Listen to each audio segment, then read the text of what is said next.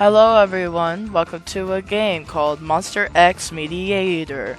I don't know if this is gonna be not safe for work or not. I guess you'll figure out. Basically we're gonna go into and try to talk people out of their apartments, hotels, I think. I don't know. Currently, all those people, by the way, are monsters, so that's why I'm the mediator. Currently, you're on your way to a suspicious location, sent to you in the suspicious email that you got because you accepted a suspicious job offer online. Long story short, you've been desperate for money, especially fast money.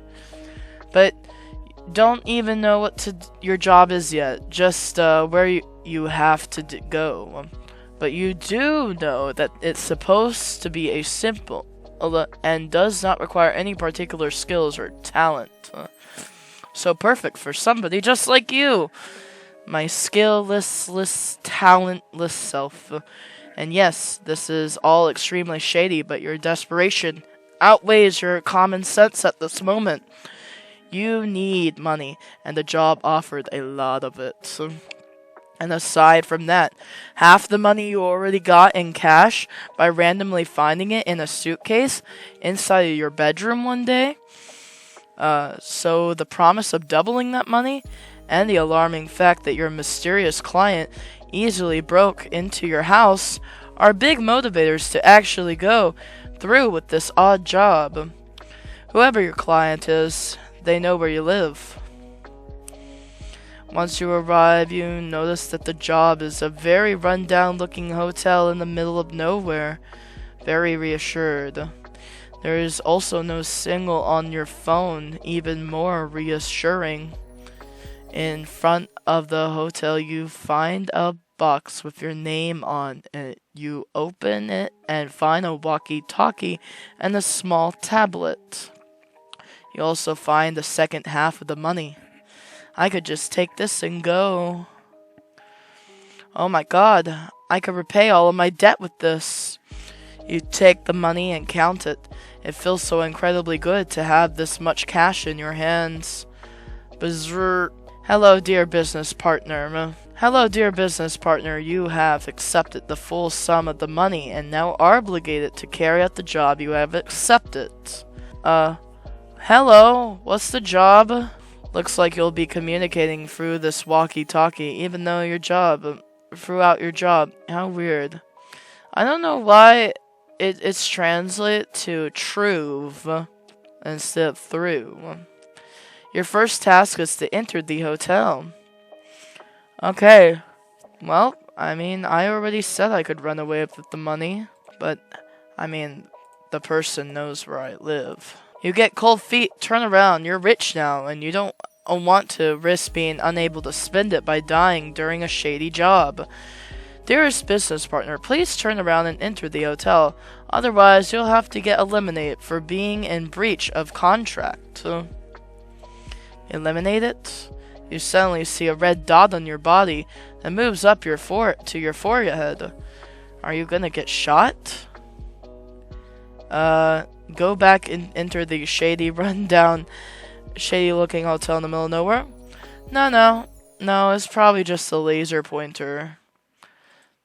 You continue running away. No way they actually have a gun. It's probably a laser pointer or something to trick you. Yeah, someone who's offered you that much cash probably has a gun. Not gonna lie. You can't fool me! Business partner number 835 is in the breach of contract for refusing to complete a task assigned to them. Business partner 835 will be executed. I lay there on the floor, bleeding out. A solitary crack echoes through the air, and the bullet buries itself through your skull from a clean headshot. Your death is fast and painless. You die thinking you're rich, and you will have a debt-free, fulfilling life. Headshot ending. Get rich and die trying. Well, I'm not surprised. Enter. You enter the run-down, shady-looking hotel in the middle of nowhere. As soon as you enter, The door locks itself shut. Hey! You find yourself standing in a corridor with 5 doors, 2 on each side, and a big fancy-looking entrance at the far end. It probably leads to the rest of the hotel. Berzer, thank you for completing your first task. You have already survived longer than 3/4 of our business partners before you. 3/4. Your chances of survival do not look good for this job. What have you gotten yourself into? Welcome to our hotel. Before you proceed, allow me to warn you regarding the special conditions of your next task. You will not be working with humans, but with monsters. Therefore, caution is advised. Is this a joke? The large door at the end is locked. You will not be able to enter it as you are not a guest at this hotel. The 4 rooms in this corridor are currently occupied by guests and are accessible to you. However, we need them vacant for reasons we will not disclose. The reasons are unimportant to you and are not needed to complete your task. You will be acting as a mediator and persuade the monsters to leave their rooms, which they currently refuse to do so. Pause. Are they actually monsters? Or what does that even mean? Are we talking like figuratively or like actually monsters? Upon successful convincing a monster to vacate their room, you will gain access to their information sheet on the tablet provided to you. But wouldn't it be more helpful to have their information sheet before I try and persuade them, especially if they're actual monsters? Correct. However, the entertainment value increases in correlation with the difficulty and challenges encountered during your job. What? Who's getting entertained by me struggling to get monsters out of their hotel rooms? Do you want me to finish the job as fast as possible? Come on, give me their information, please. No. Best of luck with the completion of your task. Goodbye. Wait! Hey, hello! No more answers from the walkie-talkie. You're now on your own. So, there's supposed to be monsters in these hotel rooms. You still don't know what exactly the walkie-talkie meant by monsters. The front door is barricaded, the windows are too, and the big door at the end is locked too. It won't budge. And even if you did try and run away, who knows what they'll do to you. They know who you are, where you live, and you don't seem to be their first business partner either. And they seem to be watching your every move. From where? You don't know. I guess I'll just try and finish this fast. And preferably not die in the process. Which hotel room should you check out first? Well, let's go ahead and make a save. I'll load it. Alright. Let's go for 4. Purple. The door looks a bit dirty. There's also a faint, unpleasant smell coming from it. Enter the purple room. Yeah, let's enter it. You enter room number 4. Oh. As soon as you enter, the door behind you locks. Hey! That's this deja vu. Looks like you won't get to leave until you vacate the room. As you look around, you're immediately met with an unpleasant smell. It definitely fits the messy and cluttered look of the place. Whoever is living here, it's clear that cleaning is not their strong suit. Neither am I, dear monster friend. As you step further inside, you notice a surprisingly nice aroma, an aroma that doesn't seem to fit the dirty surroundings. When you turn to look at the aroma is coming from, you see smoke, and there's pieces of armor and clothing swirling around it. What the hell is that? Hello? The smoke starts to shift and take on shape, startling you and making you jump back. It takes a moment to figure out what you're supposed to be looking at. Are you a knight? He turns to you, unimpressed, and gives you a short nod, as though it should be glaringly obvious that he's a knight. You doubt a knight is supposed to be wearing a motorcycle helmet, though. And is this cape a carpet? Okay. Is he unable to talk? Or maybe he just doesn't want to talk to someone he so clearly seems to be looking down on. Alright. Here we go. I guess we're here now. Let's try to convince this guy to leave. Bow respectfully. You're in the presence of a knight, so obviously you need to act accordingly. Or at least, that's what you assumed he's expecting you to do. You offer a respectful bow, a gesture of acknowledgement of the knight's noble presence and status. He just scoffs and seems to find your gesture of respect barely adequate for his presence, but still adequate. Seemingly content with the fact you don't try and interact with him, further he ignores you and busies himself with polishing a part of his armor. Phew, at least he didn't attack you? You wonder how many humans he's encountered by now. The walkie-talkie voice indicated that there's been a lot of people before you were sent to this hotel. Not wanting to think too much about the fact that they most likely died horribly, and that you might be next, you focus on getting the job done. For now, you'll leave a knight alone. Maybe a more indirect approach will be better to engage with him. You begin tidying up and scattering items around, quietly going about the task while maintaining a respectful distance from him. Although you also keep your distance from the rotting food. That's too disgusting for you to touch right now. The knight's eyes you curiously but does not comment or do anything. Once he's done polishing his armor, he leaves to another room, not caring about watching you anymore. Does that mean he sees you as harmless? That might be your advantage right now. What now? Suddenly something catches your attention. Huh? You could have sworn you saw something move. Towards the corner of the room is a bed. Why is it here? Now that you think about it, a lot of furniture is misplaced. You stare at the bed. The bed, it just moved. Your heart is beating fast in your chest. Why would the bed move around? Cautiously, you get a bit closer. And then the bed moves again. Towards you. Ah! Cease your screaming, lowly vermin. Ah! Sorry, you startled me. He can talk? Such irritating noises from a vermin like you. I shall slay you for daring to be annoying after I so graciously gave you the benefit of the doubt and kept you alive. No, please. I'm sorry for screaming, Mr. Knightman. I swear the bed was moving around.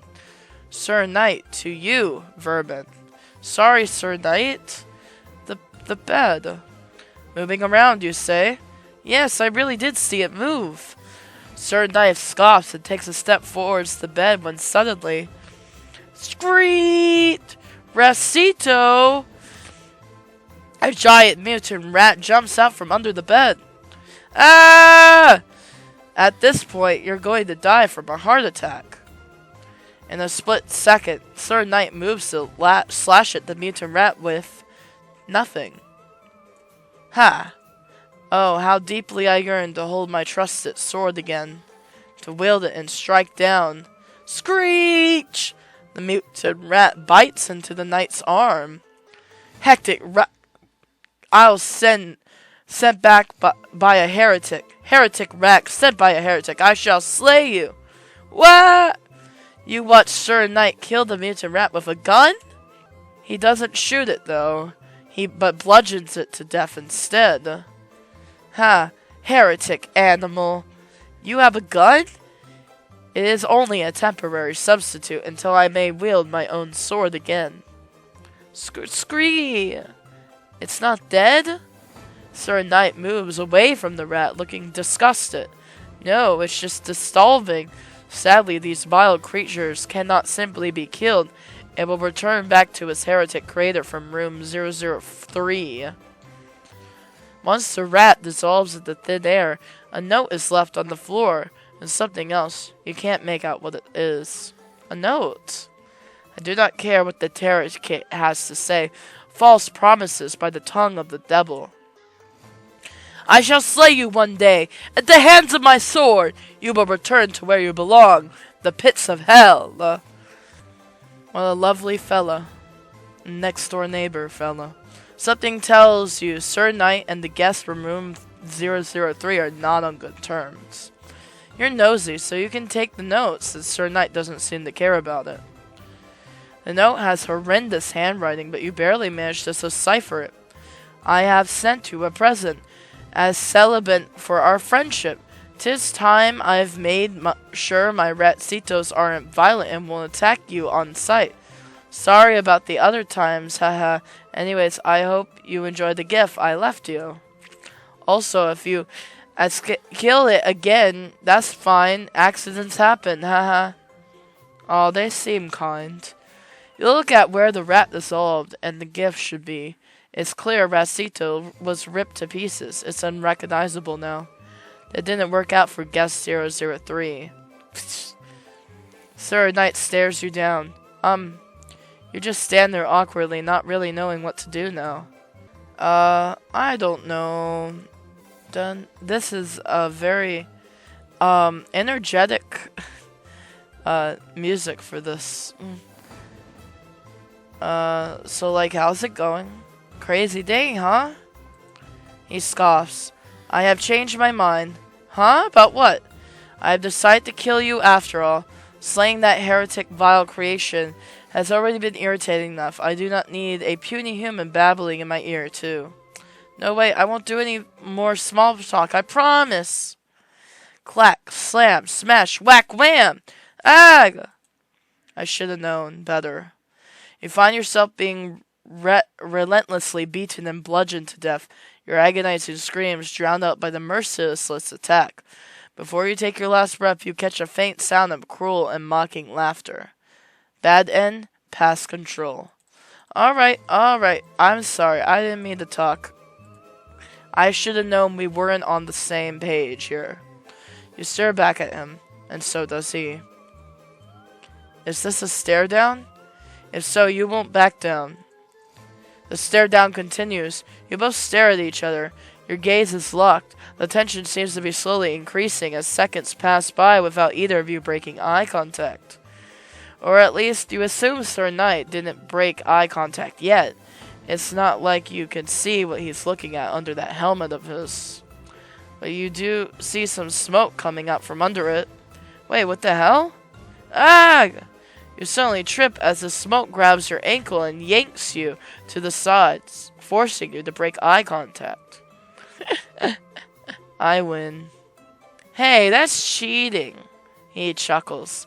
So very unsurprising that lowly vermin such as yourself proved to be a bad loser. Oh my gosh. I know if I attack him verbally, it's not gonna go over well for me. Okay, fine. You won fair and square. You decide to just suck it up to him and play along. He is a monster after all. Who knows what he'll do to you if you upset him too much. You give him an ugly fake smile. I know. His amusement turns into indifference now. He seems to get bored. What should you do now? This might be a good moment to continue with why you're here in the first place. So, like, could you tell me a bit about yourself, maybe why you won't vacate your room? He sighs. How repetitive. All you humans are the same. Eh? The only amusement I get from your lowly vermins is when I get to crush you like the insects you are. Crack, slam, smash, leap, wham! Ah! Oh, yeah, here we go. He did not attack him verbally.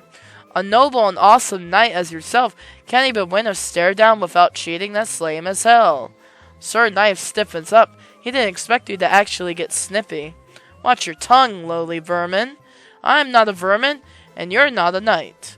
Look at your so-called armor. It consists of a biker helmet and a cape. It could count as a knight's costume for a blind children's birthday party at best. My armor is perfect as it is, and a cretin such as yourself could never admire it for the perfection it truly is. Yeah, well, I bet I could make a better one. Ha! You are nothing but an inferior insect, a mere mortal. My armor is superior to anything you could create with your incapable human hands. Your audacity is so great it almost amuses me. I shall give you the chance to prove me wrong, lowly vermin. Go make the superior armor you talk about, and feel free to use whatever you find in this room. Whatever I find here, but your room is just full of junk. I myself have used nothing but junk from this very room to make my perfect armor, so I am sure it will be no problem for you to do the same. Damn it, he's right in that regard. But it's on now. Time to make the best, most perfect, and superior armor ever and prove his wannabe knight wrong once and for all. Oh my gosh. Do I even need these other saves? We all know.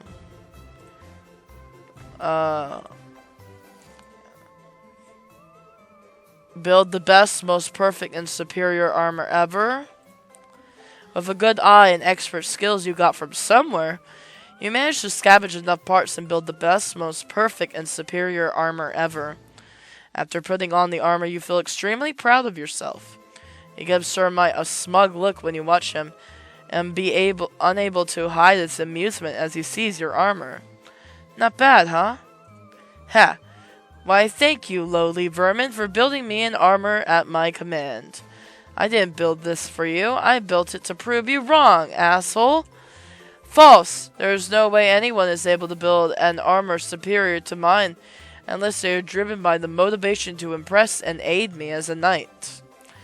Even when he clearly loses, he stays arrogant. You can't say you're surprised, though, but it doesn't make it any less annoying. Since your armor is already so uber cool and perfect like you said, you can just keep wearing that with your dumb carpet cape and biker helmet. You're not getting mine. Ha! You do not get to take back something you so graciously offer me, lowly vermin. I never offered it to you in the first place. A violent blow to your head sends you crashing to the side with force. You have my fangs, lowly vermin. I shall graciously accept the gift of yours. Crack, pow, ag! As you find yourself falling unconscious from its blows, you can feel your armor being stripped away piece by piece. He makes sure not to break the armor in the process of beating you to death, which just makes your death even more slow and painful. You can't believe you're getting robbed and murdered because of an armor you made to prove a knight wrong. What a way to die. Bad ending. Nice loot, buddy. Oh no. Build the ugliest armor known to man. You built the ugliest armor known to man because you are a bit delusional and don't know a thing about building an armor, you assume that's actually pretty cool. After putting on the armor, you feel extremely proud of yourself and give Sir Knight a smug look. Not bad, huh? Ha! Ha ha ha ha! Why are you laughing? My armor is perfect. Indeed. Let me get a good look at this beauty I've created. He can barely contain his laughter as he circles you and looks you up and down. Ha! It looks like a pile of garbage thrown together. It is hideous and a disgrace to the entire concept of armor. You gasp, clearly offended. A pile of garbage? Well, then it perfectly fits into your garbage place looking room. You're welcome. Ha, correct. Ugh. But that does not change reality. The armor you made is still horrible and does not compare at all to mine. You groan in frustration. This night monster is really getting on your nerves. Who even cares how ugly it looks? No matter is how good it works.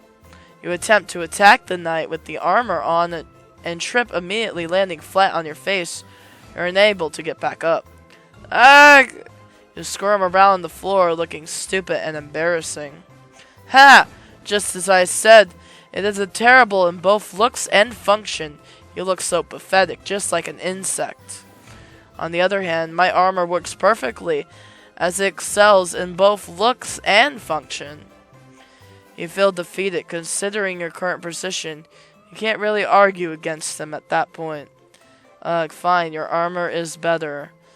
It's not like I have to be good at armor making anyways. I'm here as a mediator, damn it.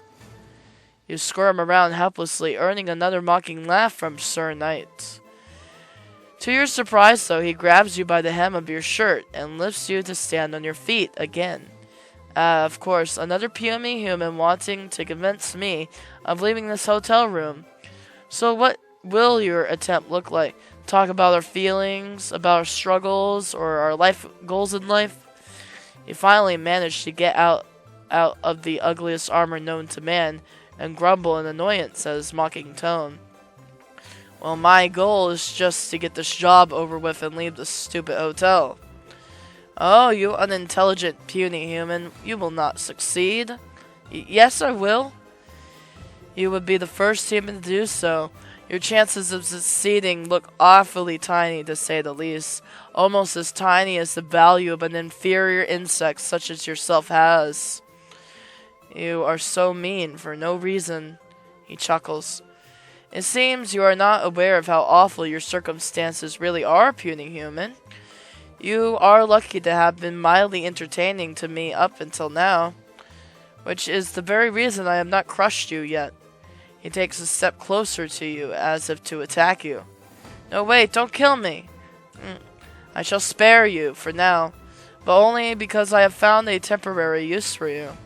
You breathe a sigh of relief. You keep forgetting you're dealing with actual dangerous monsters here. You shall aid me in the kitchen. In the kitchen? What are you, a maid? Alternatively, you could also serve as my new punching bag I use for stress relief. Perhaps you might even survive a few weeks if I am feeling a bit gracious. You vigorously shake your head. No, thank you. I'll help in the kitchen. Ha. Very well then. You will assist me in baking palmiers. Baking palmiers? That sounds more pleasant than what you thought he'd order you to do. You find yourself looking forward to a simple baking session. It might help you relax a bit given your circumstances. Alright, so what do we... Silence. Sorry. There is no cause for celebration. Do you perceive this to be your frivolous manner? A task where you can't afford to ease your focus? Yes, you were thinking exactly that, I'm sure. Baking is indeed a serious matter and should be approached with the respect and determination it deserves. Anything less from you, and I shall crush you like the insect. Understand, puny human? Yes, Sir Knight. Sorry, Sir Knight. Very well, now follow me. You sigh, bracing yourself for a very serious baking session that is unironic, a matter of life and death. Baking is a serious matter. Yes. You repeat this in your head as you follow Sir Knight to the kitchen. Now, let us commence. Once you put my meat in your mouth, you're gonna want to swallow. Sir Knight, are you coming on to me? With the noble art of baking. Sir Knight is in an apron. You're speechless. He scoffs. Straighten up, puny human. You snap out of it and straighten your back immediately, ready to fight for your life. Assist Sir Knight in baking palmiers. Yes, sir. Excuse me. Yes, Sir Knight. Ha. He throws a second apron at you. Arm yourself, squire. For the noble art of baking, you will need to be properly prepared. Squire? A squire is a young assistant or attendant to a knight, typically in training for knighthood, responsible for assisting and supporting the knight in various tasks, such as caring for weapons, armor, and horses. Hey, you're talking to me again? I have questions. Goodbye. No, wait. Hello? No answer. You groan in annoyance. No distractions. Or would you rather serve as a corpse than as my squire? Squire is perfectly fine, Sir Knight. You can't believe this is happening right now. You put on the apron and try to get ready to assist him in the noble art of baking, and to try not to die. Sir Knight starts getting out ingredients and tools. Now commence with the first step in baking palmiers, my squire. Yes, Sir Knight. So, what is the first step? I expect my squire to know that. Oh, damn. Baking just got serious. Oh my gosh. I guess preheat the oven. Baking is serious, you guys. I need all my attention on this. You anxiously turn to preheat the oven. Once you see Sir Knight nodding in approval, you let out a sigh of relief. You proceed to line the baking sheet. He took out of the oven and parchment paper. Then he starts combining granulated sugar, cinnamon, and salt in a bowl. You watch him curiously as he works. He does everything with such practiced ease. Do not uselessly stand idle, my squire. Continue assisting me as I mix the ingredients and proceed with the next step, which, as my squire, you surely know well. Yes, of course, Sir Knight. Get the eggs. Get the eggs. Sort. Wrong! Nope. Puff pastry. Sir Knight nods, although he almost seems disappointed you chose correctly again. Concerning. He sprinkles 2 tablespoons of mixture from the bowl onto a clean surface.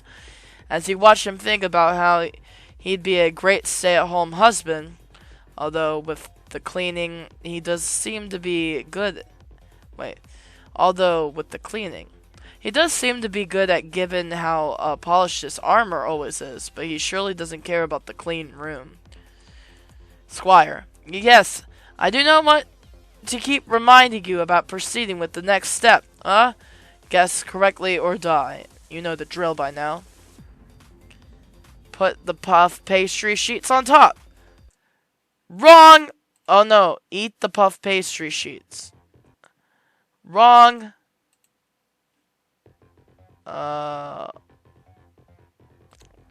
Okay, I think I'm at a...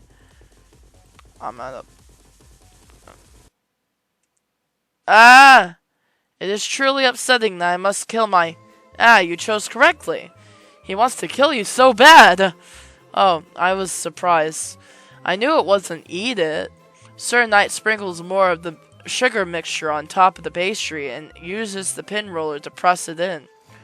You just stand there nervously waiting for him to give you another order, but for now, he seems lost in the baking process. He rolls the sides towards the center so they meet in the middle and cuts slices of around 1 centimeter. As he places them into the baking sheet and pushes them into the oven, you feel like you can finally relax a bit. Sir Knight looks at you as if he forgot you were there. Ha! Now what is our next course of action, Squire? Oh no, another step, but isn't the baking part over now? There's not much you can think about left to do. Well, I'm gonna say we clean up. Ha! Wrong! Until the baking process is complete, our focus shall remain solely on the art of baking, leaving no room for distractions, not even cleaning. Once the final crumb is baked to perfection, only then shall we focus on tidying up. Of course, Sir Knight. Well, he didn't kill you at least. Is he finally showing some leniency towards you? So we just wait until the palmiers are finished baking. He takes off his apron and turns to look at the oven. Correct, we shall exercise patience and wait. There is an awkward silence. Or at least it's awkward for you. Sir Knight seems completely unbothered and doesn't make any attempt to talk to you. Now that the immediate danger of him murdering you has eased up a bit, you can finally get back to focusing on your job. But a direct approach isn't gonna work. He seems steadfast in staying here, all because of that master of his. Maybe trying to find out more about their relationship will help you convince him to leave. You're gonna have to probe it a bit first. Time to finally start playing Mediator. Up until now, you've always been a bully victim and a lackey, then a mediator anyways. Well, I mean, at least he didn't kill me this time. I'm kinda interested in seeing what he says if I get it right. We wait? He takes off his apron and turns to look at the oven. Correct, we shall exercise patience and wait. We didn't go through all of that. I think it comes to the same outcome, though. At least. He doesn't want to kill me. That's great. What exactly are you? Are you a human? Ha! Are you attempting to insult me, my squire? No, sorry, I just wanted to ask what exactly are you? Puny, unintelligent human. Of course I am a knight. Does he even know what he is? Of course, but I do not need knowledge of what I am. It is my purpose that guides me. Thus, knowing my purpose is sufficient. So he really doesn't know what he is. Weird. Do any of the monsters here know? It doesn't look like it. I haven't talked to any of the other monsters yet, bro. Do you know how you got here? I do not, but I am certain of my duty to remain steadfast in this place until my master returns to me. Until then, I shall not leave this room. Great. Although you're glad he is at least willing to have a proper conversation with you now compared to before. What about your sword? You have a gun that's a substitute for your sword. Where's your sword right now? Upon my master's return, I shall be granted permission to wield it again. Oh, why's that?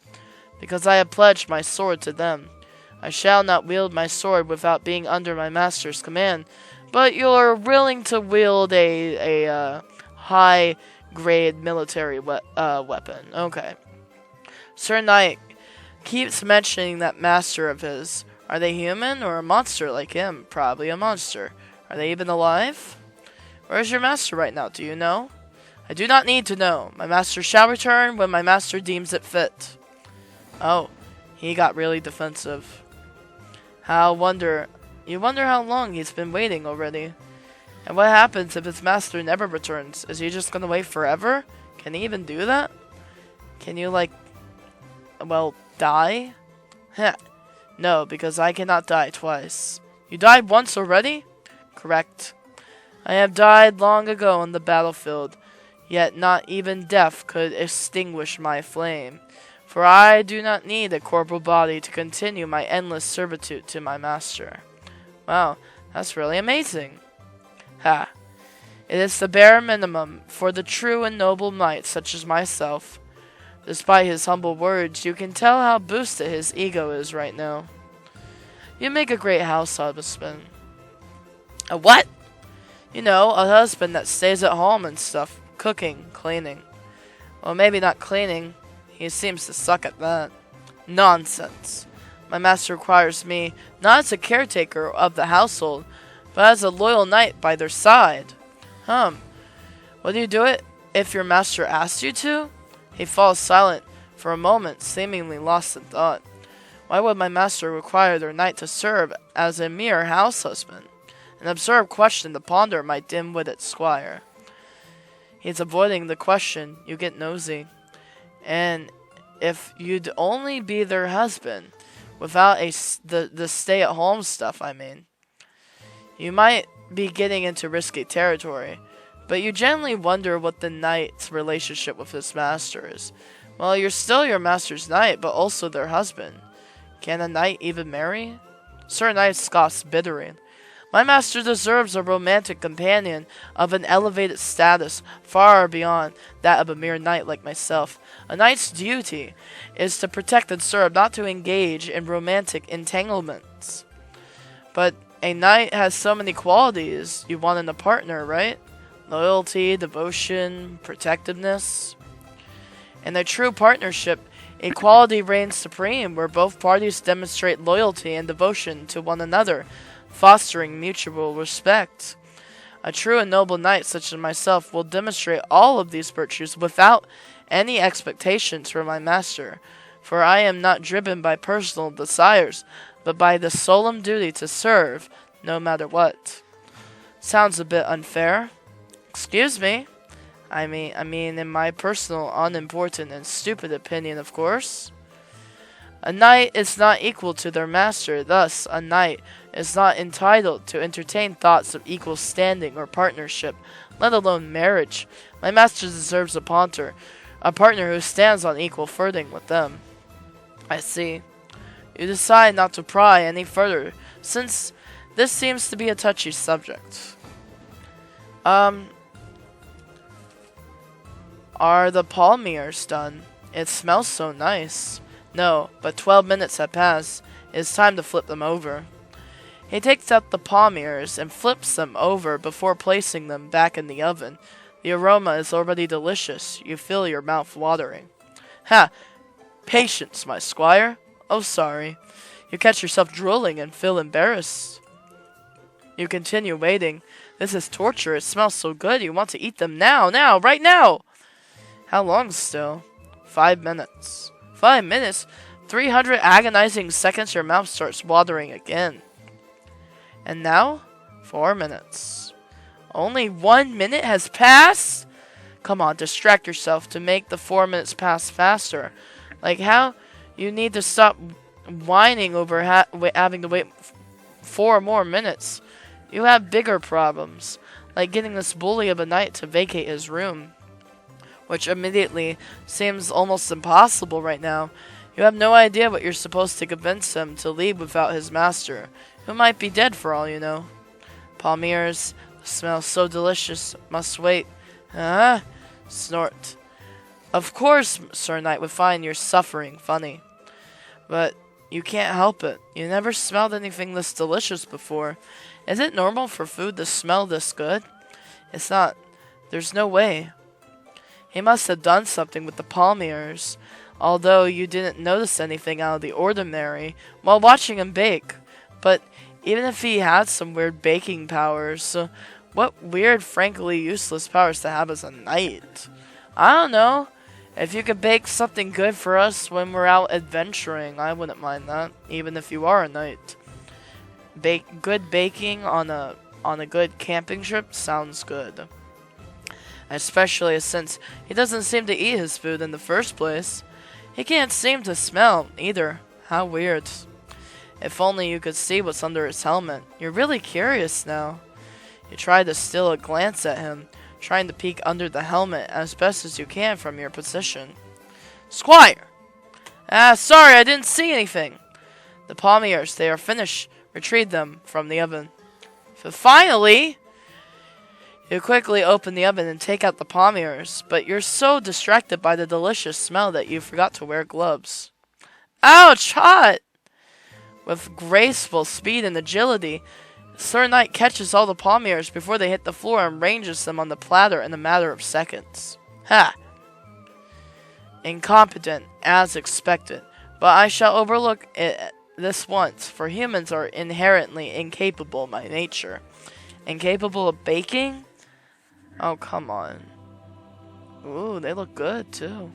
Thank you, Sir Knight, for giving me this amazing baking experience. Nearly heavenly experience. Yeah. I think I'm going into the light, guys. Those palm ears are really calling my name right now. I'll see you guys on the other side. This is truly the end of Wawa Queen Mew. Okay. There's more. Never mind. You are too captivated by the aroma and appearance of the freshly baked palm ears that you forgot to be offended by his words. Can I? No. What?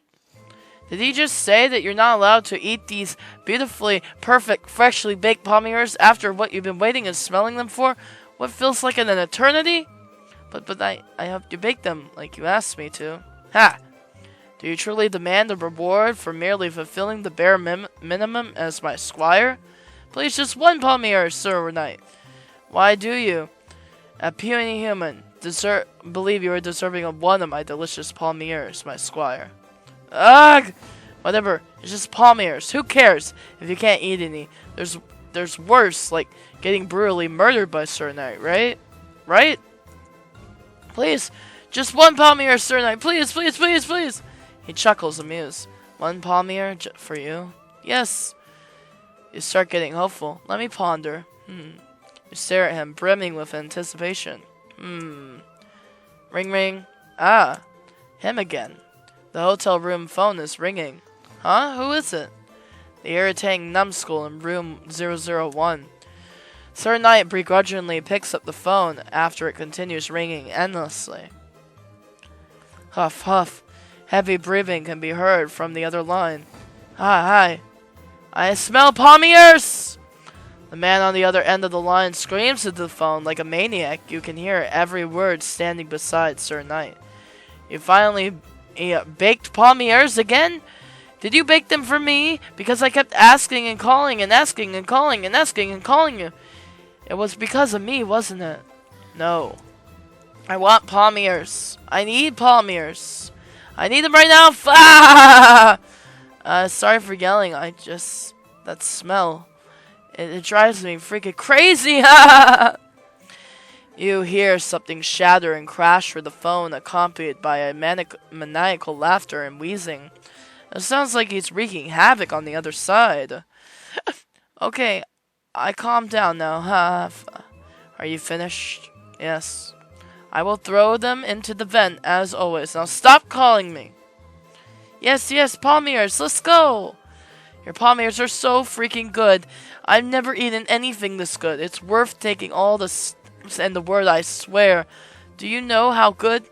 Sir Knight hangs up. Well, everyone seems to like and respect Sir Knight, even the monsters. He puts some of the palmiers in a small box and gives it to you. Take this and toss it into the vent over there. It will reach that fool's room, and he can cease his irritating disturbances. Yes, Sir Knight. Good. He then turns his attention to his armor, cleaning some of the baking residue off of it. The palmiers in your hand, they smell so delicious. Must resist. You know that if you start eating one, you're gonna down them all, and Sir Knight might just kill you over that. Those palmiers are not worth dying over. Or are they? Oh my gosh, I have a choice. I'm gonna die. I am going to die. Here we go. Eat them. You can't resist anymore. Your weak-minded and puny human brain is not strong enough against the call of the palmiers. In a matter of minutes, you down all the palmiers at once like a lunatic. I think the palmiers brought me to heaven. This is heaven. Pure bliss encapsulated in every bite. Never before have you tasted anything so divine, so exquisitely delicious. But you can't immediately tell that this is about more than just taste. You have a vision, a glance into somebody's past, somebody you feel strangely connected to. You see a knight. Is that Sir Knight? He doesn't look like the Sir Knight you know at all, but somehow you know it's just him. You're in a fancy-looking bedroom. It looks like it belongs to someone noble. There's even a huge signal on the wall with a snake on it. There's medical equipment next to you as you're lying in a soft bed. Are you sick or hurt? You don't feel any pain at the moment, though. But what you do feel is a sense of joy and comfort. It's because you're eating palmiers, the ones that Sir Knight made for you. It's been so long since you've been able to enjoy them. You insist on sharing them with him, but he always refuses, says he's not worthy to share a meal with you, and would never disrespect you by doing so. You understand, but deep down you wish things were different. You wonder if Sir Knight wishes for that too. Why are you seeing this? And feeling this too? You don't even know this person, but you are connected to them. You can feel it in your blood. Squire! What?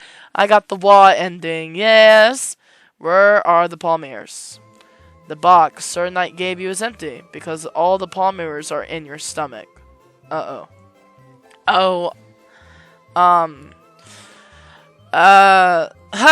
You pathetic little human! No, wait, I didn't have a choice. I just had to eat them, I swear. Nonsense. I'm aware that restraining oneself can be very challenging when it comes to my culinary creations. They are flawless, after all. But that does not excuse your disregard for my orders, my squire. You don't understand. I was forced to eat them by something or someone. I don't know, but they were calling to me, and I couldn't help it. It was so weird. Calling you? My name? He chuckles, clearly making fun of you because of how crazy and stupid you sound right now. Something forced me to eat them so I could see a vision or a memory. I was in the body of a person and could feel what they were feeling in the moment. And you were there too. You looked different, but I still knew it was you. It seems my palmiers are so exquisite they rendered you intoxicated. I'm totally sober, and by the way, I was eating your palmiers as that person too.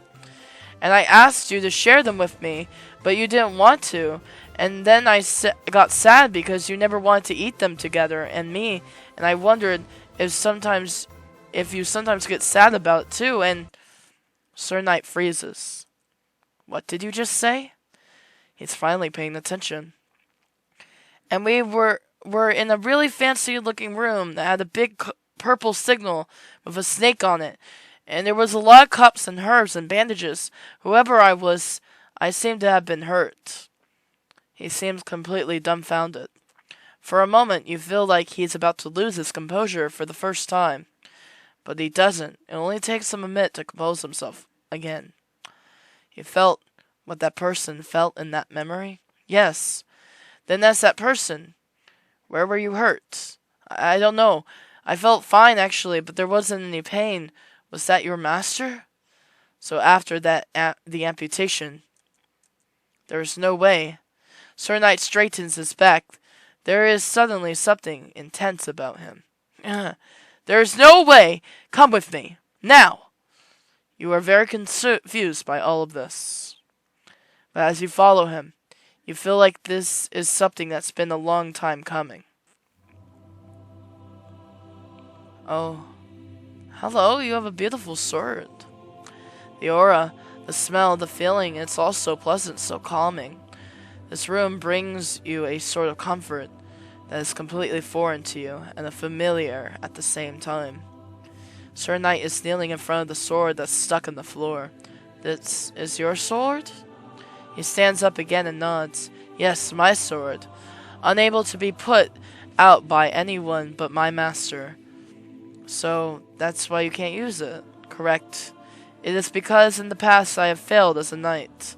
Only when my master pulls out my sword and dubs me a knight again, if they deem me fit, that is, shall I wield it again.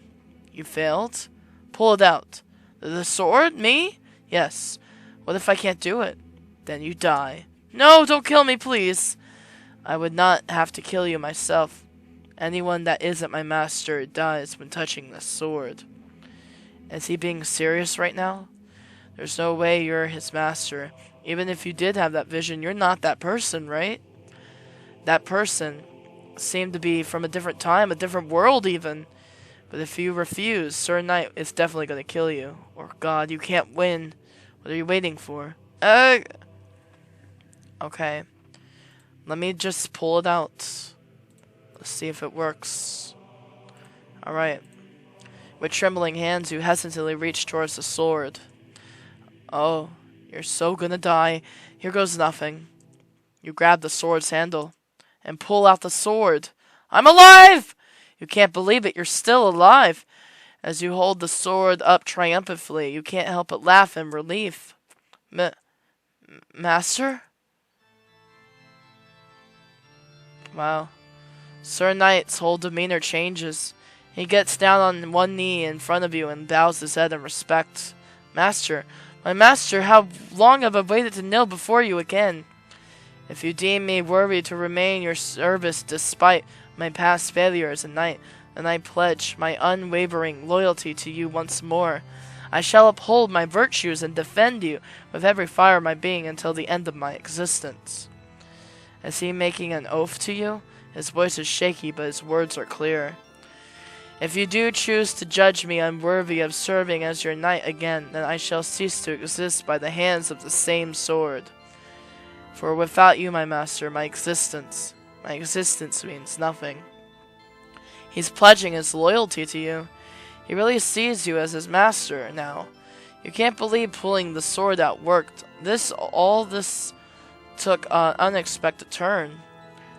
But this is good. Very good, actually. This is your chance. Well, I'd say you are deserving to be my knight, despite your past mistakes. You can feel Sir Knight tense up in anticipation. But there's something I want you to do first before I dub you a knight again.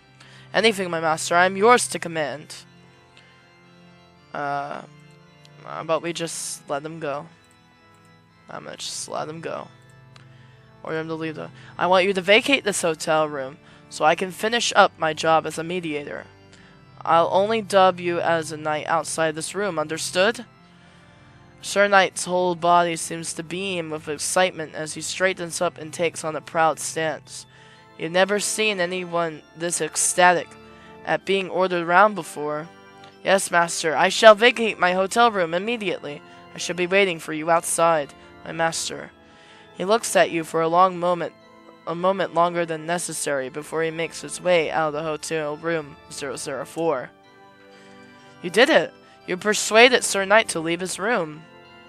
Purple room 004, persuasion successful. You may now leave the purple room. I'm kind of interested in what I would order him to. Before I W his I want to test you a bit to see if you're not rusty. Yes, master, I shall execute any command with utmost efficiency. Well, first of all, you don't have to scream every word you say. Yes, master, my deepest apologies, master. This is awesome! Compared to how much of a bully he's been to you, this complete 180. Bring me a glass of water, I'm thirsty. As you wish, master. He quickly leaves and comes back with a glass of water in a matter of seconds, along with some more palmiers and napkins. Oh wow, thanks, even though I didn't ask for the rest.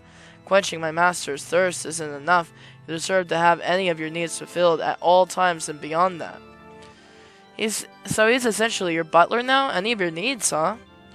A dark thought creeps in your head. You wonder if you should entertain it. But as soon as your mind wanders to questionable territory, another voice interrupts you. He is a worthy knight. Be a worthy master. A voice in your head. And they felt menacing, like a threat.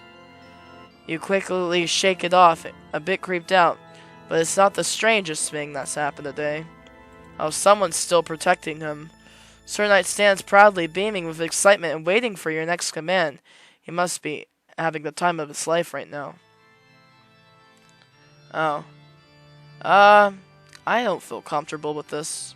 Abuse my power. You wonder how far you can take it. Probably as far as you want, considering how devoted Sir Knight is. You start with something simple. Do a little dance for me. As you wish, master. Sir Knight immediately does as he's told. He can't help but laugh and clap. He gives you a theatrical bow, and you do the end of the play. And that you do at the end of a play, happy he could make his master laugh. For now, he's oblivious to your mocking undertones. He ain't awesome now. I'm curious, do you have any weaknesses? Are you able to get hurt? Nothing can harm me. I'm shielded with my soul, which burns brightly for you, my master. The only harm that can befall me is your hands. I'm the only one that can hurt you. Indeed, as your devoted knight, my existence, my purpose, my loyalty, they all belong to you. You think back to all the times he's looked down on you and bullied you. You find yourself smiling. How would I even do that? Let's say I do something, you do something I disliked. How would I be able to punish you for it? I shall strive relentlessly to never disappoint or displease you, my master. However, if I do fail you, I willingly accept any punishment at the edge of your sword. So the sword I'm holding is the only thing that can harm him. Is that the case until I spare him and dub him a knight? You gave him an option to kill you with this sword. Are you gonna die if I just slightly cut you with it? Only if you order me to die, my master. So if I order you not to die, I could slash you and cut you with this sword however many times I want. That is correct, my master. You can tell Sir Knight is getting tense by the way this conversation is going and never dare speak up against his master. He'd really let you do anything to him. You didn't expect to find in that, though, so exciting. Him acting so demeaning towards you up until now is probably the reason why. Or at least that's what you tell yourself. And you let me do that to you because you're my super awesome loyal knight, right? Yes, my master, I belong to you. I do not get to decide what you may and may not do with me. You can't help yourself anymore and takes the first swing. He doesn't even flinch, and he takes it like a champ. If there's anything I've done to upset you, my master, I will accept any punch you deem fit. He seems anxious, not about me hurting him, but about me possibly being upset. Interesting. You give him another slap. I hate this. I don't like this ending, actually. I want to go back. You give him another... I don't like this. Another slash this time. The part of his armor breaks off, and he flinches slightly. So lightly you almost missed. Was that flinch I saw? I deeply apologize, my master. This sword is very powerful. I don't want to hear any excuses. As my loyal knight, you should be able to take us at least this much. You are right, master. I apologize, my master. The armor that broke off reveals some of his skin underneath. A light layer of smoke is around it. It's actually skin. With the tip of the sword, you slip between the rest of the broken armor plate and his skin, wanting to get it off. Sir Knight doesn't move an inch, letting you do as you please. Are you even made of smoke? Do you have an actual body? This mist allows me to temporarily form a vessel that looks and feels identical to the original body. However, I do not own a real corporal body anymore. It perished a long time ago in the battlefield. Looks and feels identical to that of his original body. You find yourself smiling. It's not a well-meaning smile. Be a worthy master. It's that voice again, interrupting you. Is it supposed to make you feel bad for what you're doing? If so, it's not working. That night would have done far worse to you. But you can sense that the voice doesn't care. It doesn't care about you or anyone else that has been killed or tortured by Sir Knight. It only cares about Sir Knight himself. Shut up, I do what I want. As Sir Knight glances at you with the concern and confusion, you're already giving him the third slash with the sword, breaking him off more of his armor. The time he winces, but immediately composes himself again. I am so sorry, my master, for whatever I've done to accept you. Take off your helmet. I believe it would be an eyesore for you, my master. I do not want to sully your vision with a shameful display under my helmet. I do not care. Take it off. The fact that he really doesn't want you to see what's under the helmet makes this even better. You decide if you want to make him take off the rest of his armor. Once you fight, you see what's under it. As you watch Sir Knight reach for his helmet with shaky hands, you wonder if the excitement you're feeling from all this makes you any better than him. But so, what if you're getting off of this? He brought this upon himself, right? Unworthy vermin. Intense waves of pain travel throughout your whole body, ready to destroy every single one of your senses. Your eyeballs, your tongue explodes first, making blood gush out and run down your face. As you scream and grasp at your face, you notice how the feeling of blood on your fingers disappears, or a sense of feeling that matter. Any sense of feeling for that matter. You can't taste the blood anymore either. Only things left are your own screams you hear, but even these disappear once your eardrums explode too. We share a bloodline, but this is not the deservingness to be his master. In that moment, you realize that this is your punishment for not acting like a master worthy of a knight like him. I thought it could finally be laid to rest, but my search continues. I shall not rest until I find a worthy successor to my beloved knight's master. You can't feel, see, hear, taste, or smell anything. The only thing present is the voice. You have tricked me, therefore you shall die. Forever and ever I curse your soul to an eternal death. With that, the voice disappears, leaving you alone and petrified in the endless cycle of dying. Bad ending. Endless cycle, death, yes, for the charlatan. Okay. I did not want to do that to him. Oh my gosh. I accidentally quit the game. Okay. I did not want to do that to Sir Knight. I actually felt really bad. Poor Sir Knight. He deserves order him to leave the hotel room. And we'll skip. You may now leave the purple room. Please proceed until all 4 rooms are vacant. New information sheet unlocked. Press escape to go. Yeah, let's go. Let's go view it real quick. You may leave the room and go back to the main hallway. But I already did this. Hey. I already did this. I already did purple room number 4. We don't have to do that anymore. So we kind of have some, intel about room number 3 and number 1. So I kind of want to go to room number 2 and see what's up. The clown. Oh, God. Not a clown. Okay. Coming soon. Still in development. Oh, okay. The angel. Coming soon. Still in development. Huh. Interesting. Okay, so there's other rooms to look forward to in the future. I hope I get to play them. I really do. Let me do this real quick. I do like Sir Knight's story, and that is very good, and I respect him. I know if I go back, it's probably just gonna be a lot of deaths. I'm glad we got to lay his master to rest. I was worthy. I was a worthy master in the beginning, not in the ending, not in the second. I was awesome. I was a good person. I wish I could do that in real life. Be a good person. Lol. This door looks like it's been repaired over and over again, but it looks quite sturdy nonetheless. There have been many modifications made to make it more secure. Enter Red Room 01? Yep. Okay, so we're waiting for the clown update. I'm excited about that one. As soon as you enter, the door behind you locks. Hey! Looks like you won't leave until you vacate this room. You look around in confusion. There's printouts, notes, and pictures scattered all over the room walls. It looks unsettling. But you don't see any guests yet, or monster, or whatever you're supposed to find here. Hello? Arg. Not even 5 seconds in, and you suddenly get knocked out and fall to the floor. Everything goes black. Are you really getting murdered already? You didn't even manage to survive 10 minutes. This sucks. But to your surprise, you start coming to your senses again after some time. You wake up still in the same spot you got knocked out at. Looks like you're still alive at least. Ow, your head hurts. You're finally awake. My superstar. No, I went from squire to master to superstar. Hi man, how are you? An intimidating man is towering over you, staring at you down. He must be at least 2 meters tall, and he looks like he'd slam you against the wall with a single step. Ow. He looks scary, but aside from his monstrous height, he doesn't look much like an actual monster.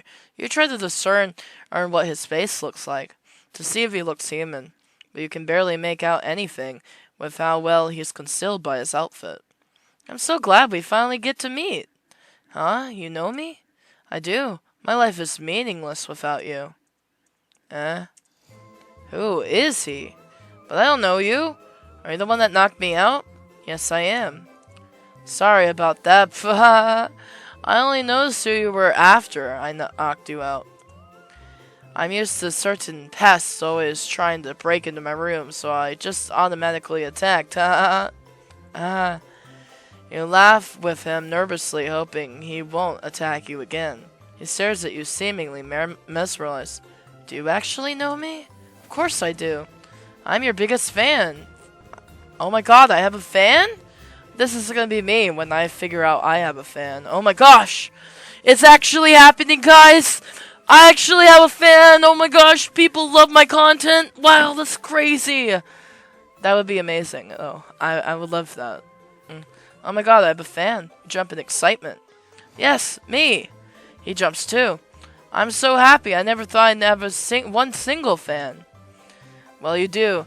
You're my superstar. Your stories have changed my life. They consume me. Oh, ha.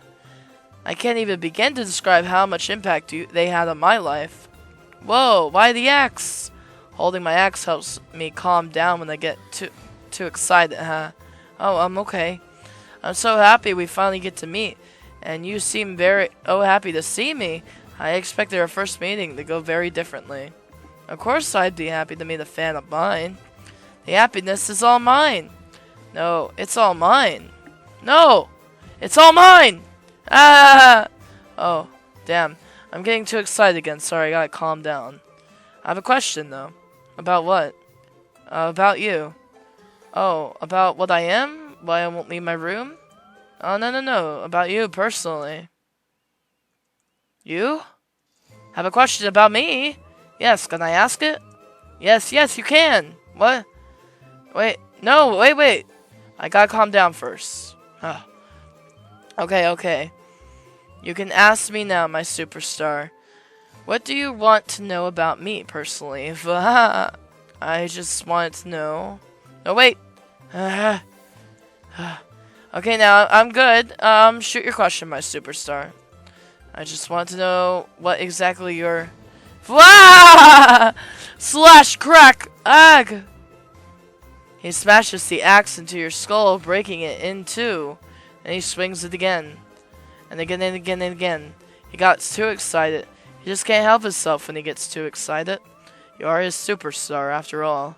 He is your biggest fan. Bad ending. He got overstimulated. Oh, I hope this doesn't happen, though. When I first interact with my first fan ever, if I get them, I hope that doesn't happen. That doesn't need to happen to anybody, as far as I'm concerned. I have a fan. Yes, me. He pulls out crinkled printouts of pages from a blog. But not just any blog. It's your blog. He's talking about your old Tumblr blog? But does he have them printed out? Why does he have to print them out and in his pockets? Your writing is so amazing. It's like you're speaking straight to my soul. It spoke to me in a way no other story has. It touched something deep inside me. I'm not sure what it is, but there's something about your writing that resonates with me on a level that I can't explain. He's brimming with excitement, staring at you without blinking and never breaking eye contact.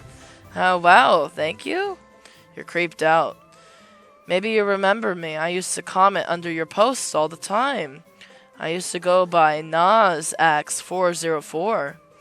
NazX404? That was you? You remember me. He leans in closer, and his breathing grows more labored. Well, of course you remember me. But it still gives me a rush hearing you say that. I mean, you were the only person that really commented or interacted on my blog. The comments of NazX404 were really long and unhinged. I always assumed it was a troll trying to mess with me or something. Gotta say, though, I was very surprised after commenting so often, putting all my thoughts and emotions into them. I was waiting for the day you respond, proving to me that you did indeed see me, at least acknowledging my existence. But you didn't.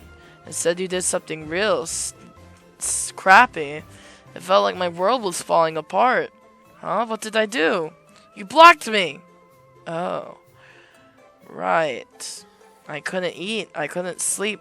I couldn't think straight anymore. I thought about killing myself every day. Isn't that an excessively extreme reaction? Yes. But then, after months of wasting away, getting closer and closer to that darkness inside me with no return, I realized I could just make a new account. That's true.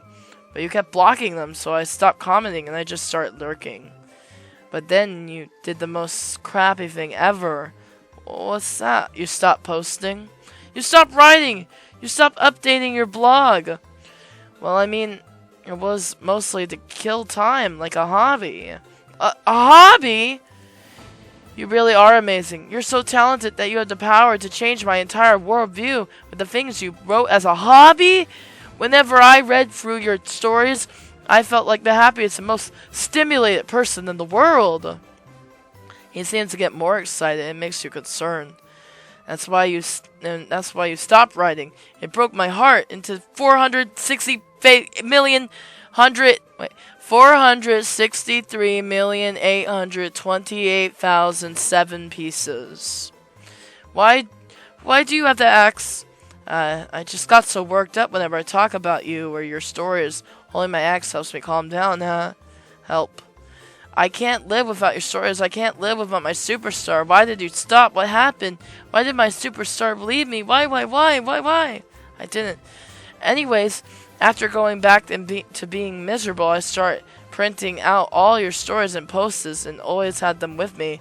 I always hung them up anywhere and wrote out my favorite sentences of yours. As you can see, do you like it? You start looking closer at the papers and scribbles all over his room and walls.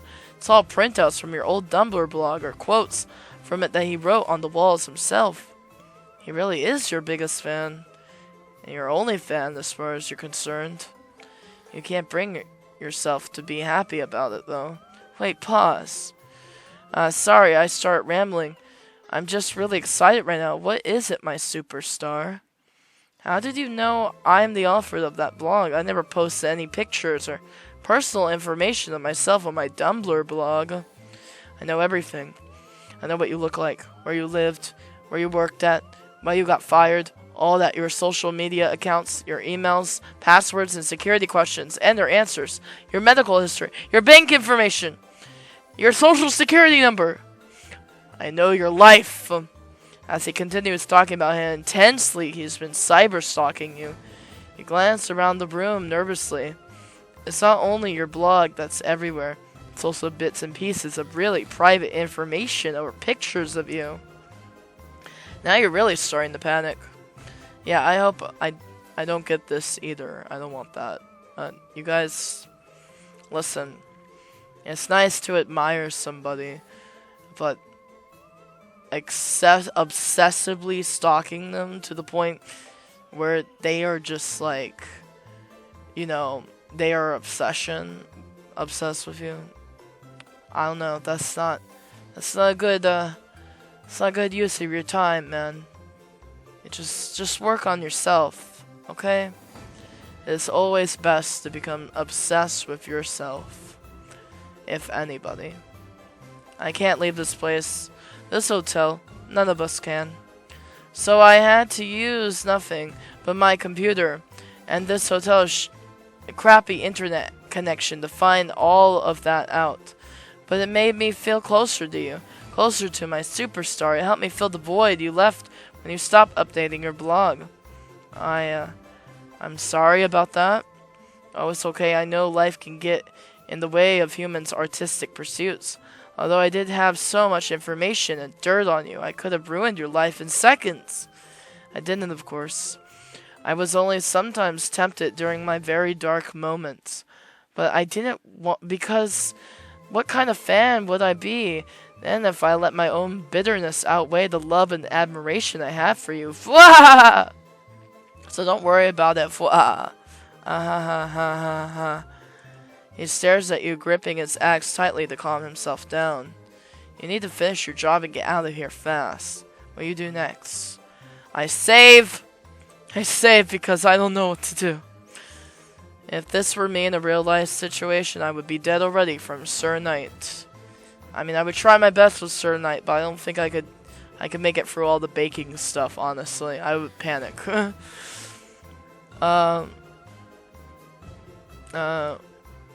Find out why he doesn't want to read. Well, he probably doesn't want to leave because all his keepsakes about you are here. I'm here for your specific reason, actually. Oh, I know. You're supposed to make me leave my room. You're not the first one, you know. You're lucky I noticed you're my superstar before I went down to business. I've been itching to use my axe, but I can also be a gentleman with self-control if I need to be. That's hard to believe. So why don't you want to leave your room? Why should I? Because then you're closer to finishing your job and you can leave this godforsaken motel. Because you want to finish your job, obviously. Well, you'd be the first one to do so if you do succeed. Oh no. What happened to the others, the business partners before me? Probably killed. Depends on who they started with.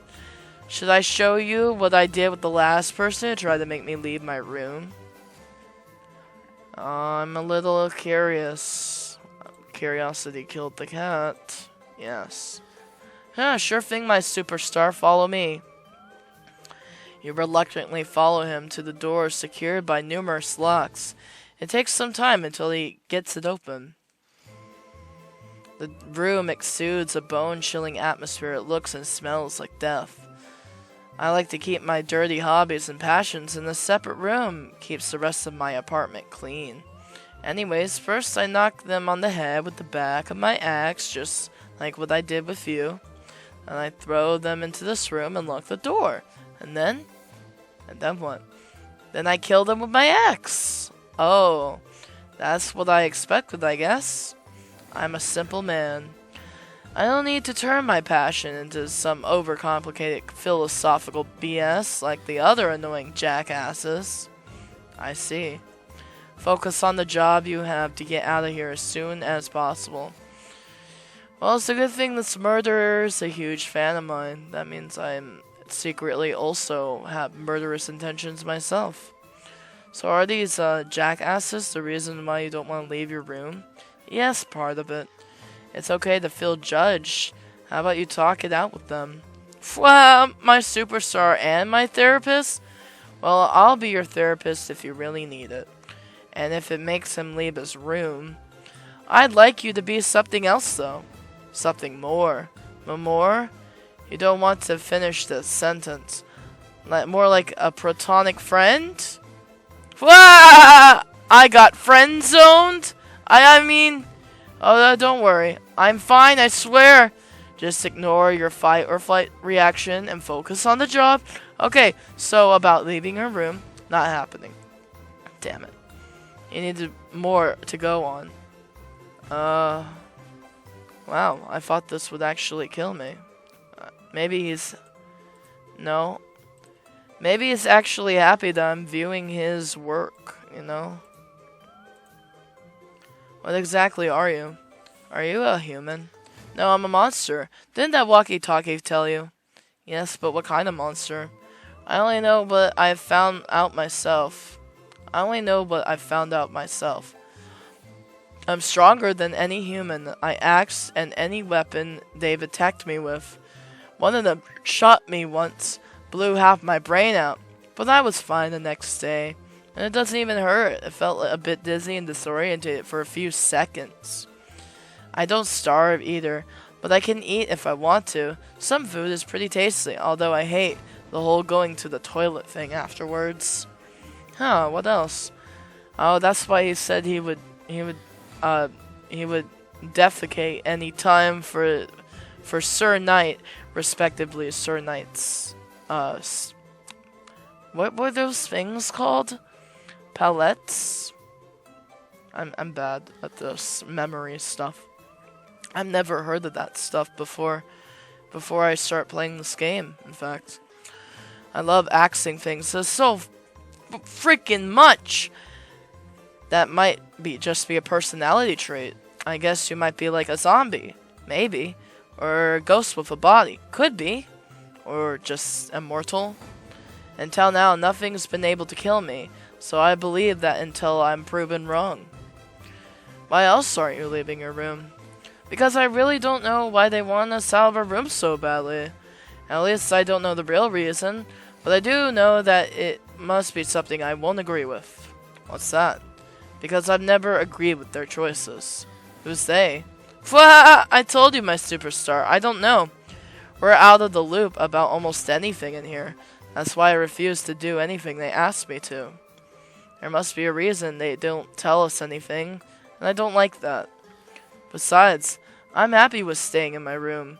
I never really have a reason to leave, and since people kept getting sent into this hotel to make us get out of our rooms, there's always new skulls I can axe and break. Who's paying me to do this? Who's paying me for this job?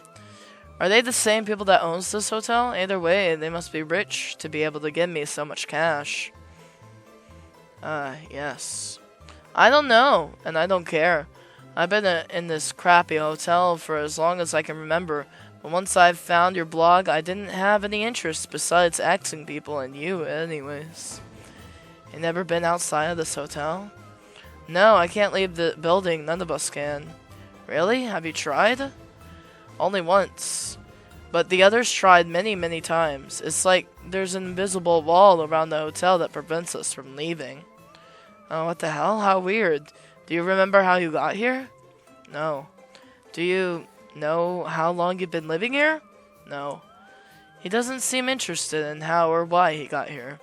Then do you know the reason why the walkie-talkie voice wants the rooms vacant? No. Well, we did get a reason, but I don't buy it one freaking bit. Something about our rooms getting renovated or cleaned. As if they were so pushy about it, and once they even start sending humans in here to make us leave, it was so obvious something was up. So now, none of us want to leave our rooms, or at least that's mostly the reason I don't. You wonder why they send people like you in here to get them out of their rooms. You wonder why they send people like you in here to get them out of their rooms. Whoever's behind all this seems quite powerful after all. Why do they need random nobodies like you? I wonder if I lost my job because these people needed these monsters out of their rooms, and somehow I am, like, connected to all these monsters. I'm a part of this knight's bloodline. This guy is randomly obsessed with me, so I wonder what the other connections are gonna be. Yeah, why do they need random nobodies like me? Maybe because the monsters can't leave until, like, they gone through, like, an experience where their soul is put to rest or something. Maybe it has something to do with the entertainment value the walkie-talkie mentioned in the beginning. That thought scares you. Are you being set up to fail? After all, according to your biggest fan, you'd be the first one to actually finish this job. If you do manage to do that. Don't you want to find out more about yourself? You say you don't care, but aren't there at least a tiny bit curious? About why you're here and how you got here? Or even just who and what exactly you are? No. Oh. Well then, aren't you angry you can't leave the hotel? You say you like it here, but they seem pretty rude to not even give you the option to leave, right? Yes, that's pretty annoying to think about how much that walkie-talkie voice seems to have so much control over me and the other monsters. There might be a way to retaliate, but I doubt you'll find out anything if I stay in my room. Yes. So, you're leaving the room? No. You grow in annoyance. Is that the best you can do? I'm never gonna leave my room at this point. Guess you'll have to stay trapped with me, your biggest fan, forever. You don't want that. I'd like to get out of here at some point, though. I bet I can change your mind, my superstar. No thanks! Okay.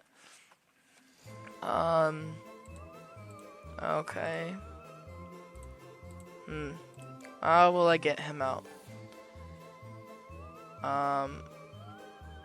Say it would be so attractive if he left this room. You know, it would be so attractive if you left the room for me. Really? Yeah. Wow, that worked faster than you thought. You said I'm your superstar. I'd really feel like your superstar if you helped me finish my job and leave your room for me. You bat your eyelashes at him. Ha. You're just saying that. No, I'm not. Okay. I'll do it. For my one and only superstar, to make you happy. Huff. That was so easy. Really? Just for me? Thank you so much. You're so attractive to me right now. You're welcome. And you'll be so much more attractive once you actually leave the room. I'll leave right now. Anything for my superstar. You did it. You persuaded your biggest fan to leave this room. Red room. Number 1, persuasion successful. You may now leave the red room. Please proceed with your job until all 4 rooms are vacant. We can go to the gallery. You will leave the room and go back to the main hallway. So yeah. Still in development. The Angel's still in development. I'm excited for the Angel too. I'm excited. I hope I get to read it. Alright, I have to load. I have to load. Hold on. I'll just go to save and then load. And then I wonder if I say I'll start writing if you promise you'll write again if you leave this room. What? Really? You'll start writing again? Yes. Wow. But don't stop, okay? If I get to read your stories again for the first time and then you stop writing again, I don't think I'll be able to handle that. So don't ever stop writing again or I'll have to punish you. I don't want to. I swear I don't. But I have to. He's shaking with... You don't really know what he's feeling at that moment. Punish me? Of course, because you've ruined my life a second time. You didn't do it on purpose the first time, so that's why I'm not bitter. I'm not, I swear, haha. But you know how much your writing means to me now? You know you're my superstar, so there's absolutely has to be consequences. This is risky. But he also can't seem to leave this hotel. For now, you'll just play along and finish your job and exit this godforsaken hotel. Okay, sure. So you promise to keep on writing? Yes. Excellent. Do you want to know what would happen if you said no?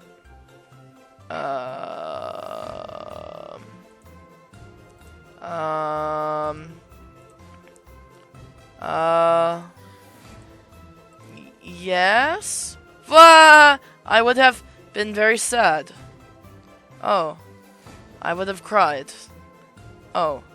But I would have turned around. So you wouldn't have known. I see. I'd also like another small favor from you, my superstar. Can you write your stories here in my room on my typewriter? I got it because I knew one day I'd get to meet you, and I've always dreamt of having you right here in my room on an old typewriter because they look so cool to me. And you're so cool to me too. You're the coolest. You're my superstar after all. And wouldn't that be perfectly cool combo? It can't get any cooler than that, right? The freaking coolest combo of all time. And also, can you not publish your stories from now on? Can you leave them here in my room so only I can read it? I'm the only person who's surely able to appreciate and cherish your stories. No one else understands them the way I do. Also, I know there's a bunch of weirdos on the internet, so... Bruh, you're one to talk. Listen, you're one to talk. So I'd like to make sure no creeps read your stories and then get obsessed with you and start stalking you and finding out everything about you and making their whole purpose in life about you. Thank you so much. You have no idea how much this means to me. I really am your biggest fan, you know? Do you know that? Do you know that you mean more to me than my own life? Yes, I do. Excellent.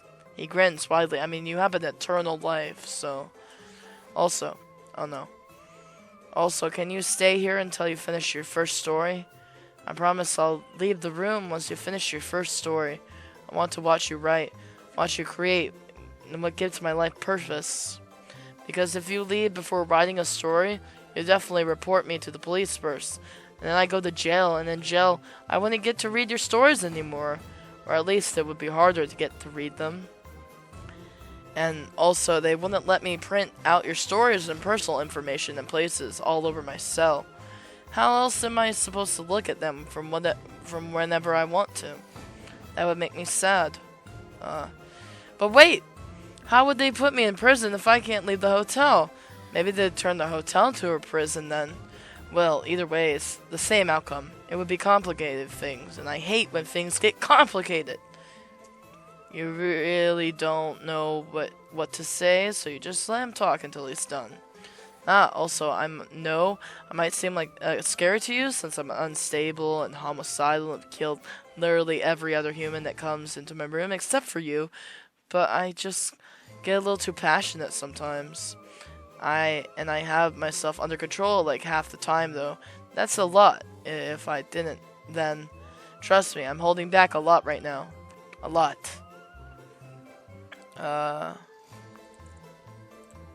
Okay. What are you holding back? I'm gonna die. Why? Because I don't want you to hate me. If my superstar hates me, I would die. Why would you die? I don't know. I wouldn't be able to live. But you don't hate me, right? You're just scared and fear. I can work with that. You'll see who I really am with time. Fear can be temporary, but hate lingers. You don't hate me, right? Right? Man. I would feel bad saying I do hate him. I don't. I'm just scared. Yes, you're just scared. I can tell. Wah!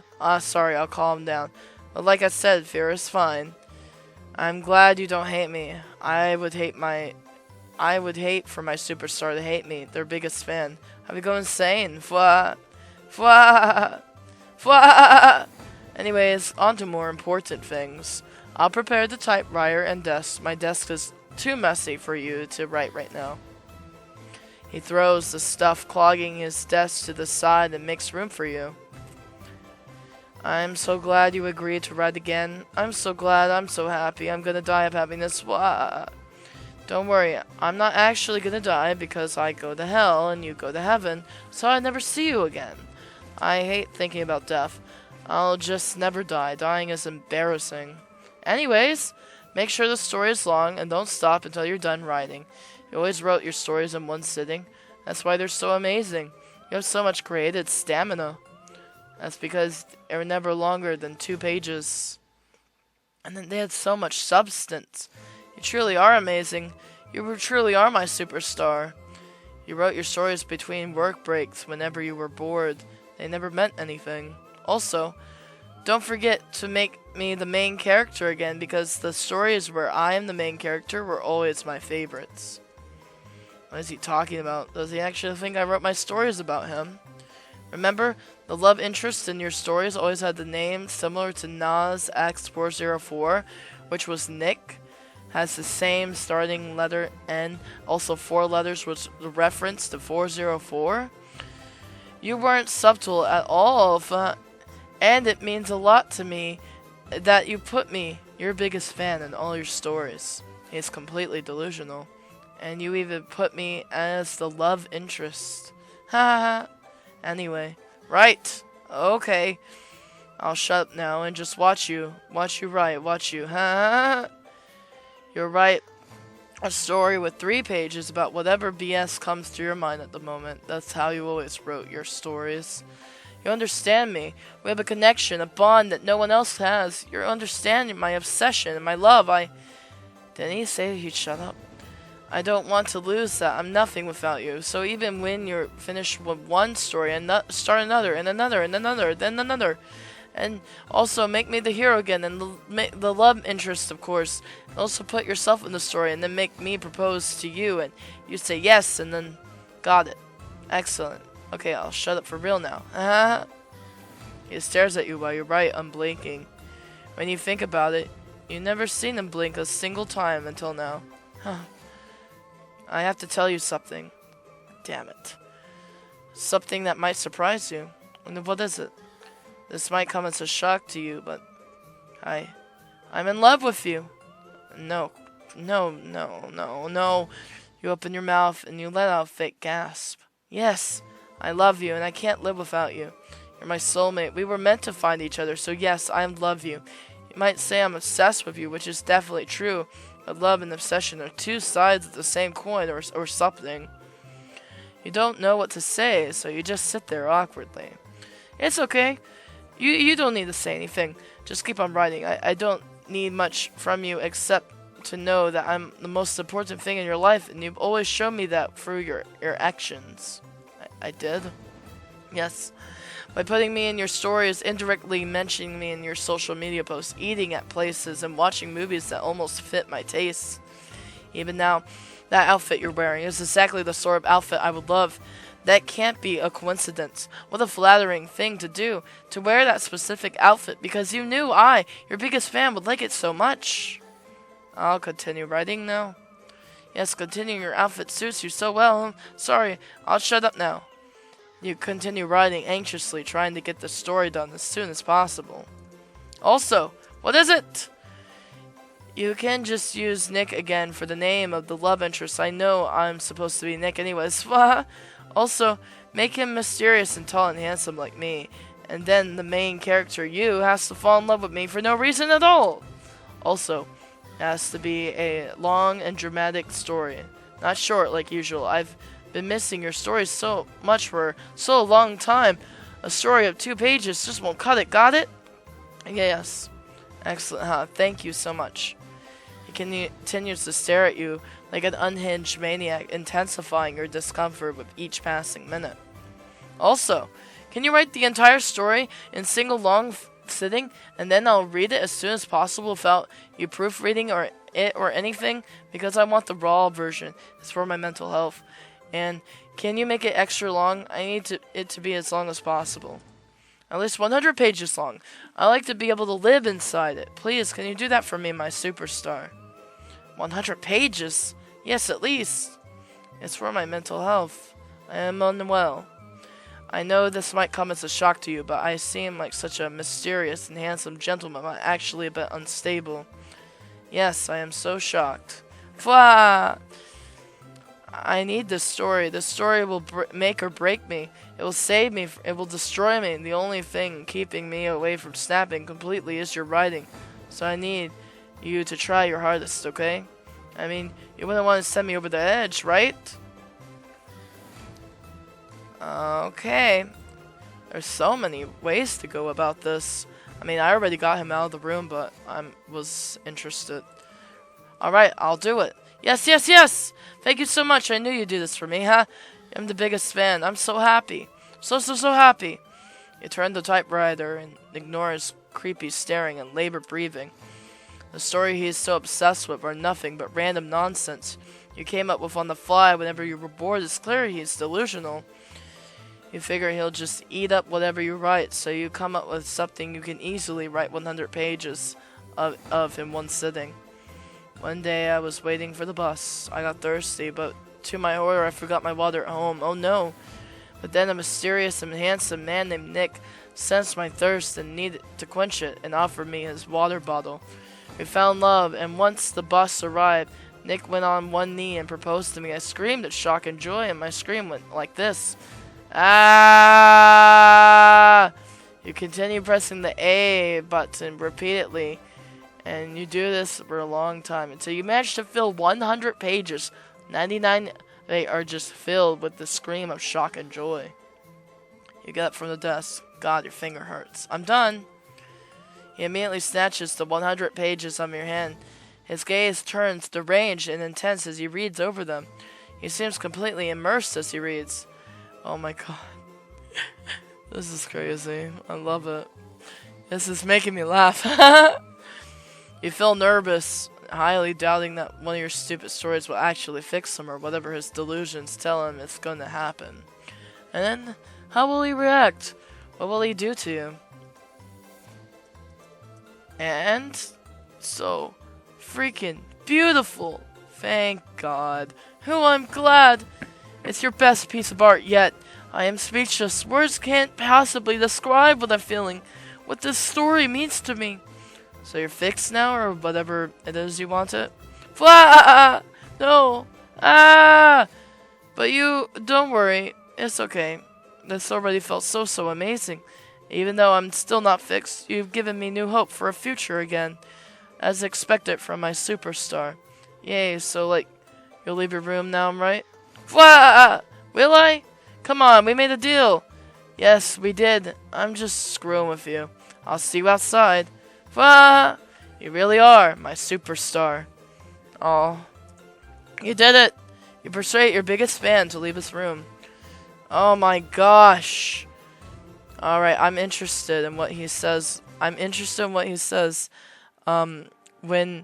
you say, you're like, well, I do. I hate you. What? I hate you. Huh? My superstar is such a kidder. I'm not kidding. What?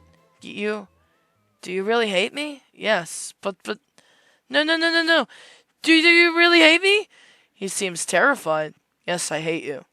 I mean, I know I wouldn't like me, but I know I'm not the most likable fan, and I know I seem really scary, but please don't hate me. Please, I do. No, stop, you dumbo, stop freaking talking. I can't take this. Slash crack. Yeah, I knew it. I felt bad saying I hate him because I don't actually hate him.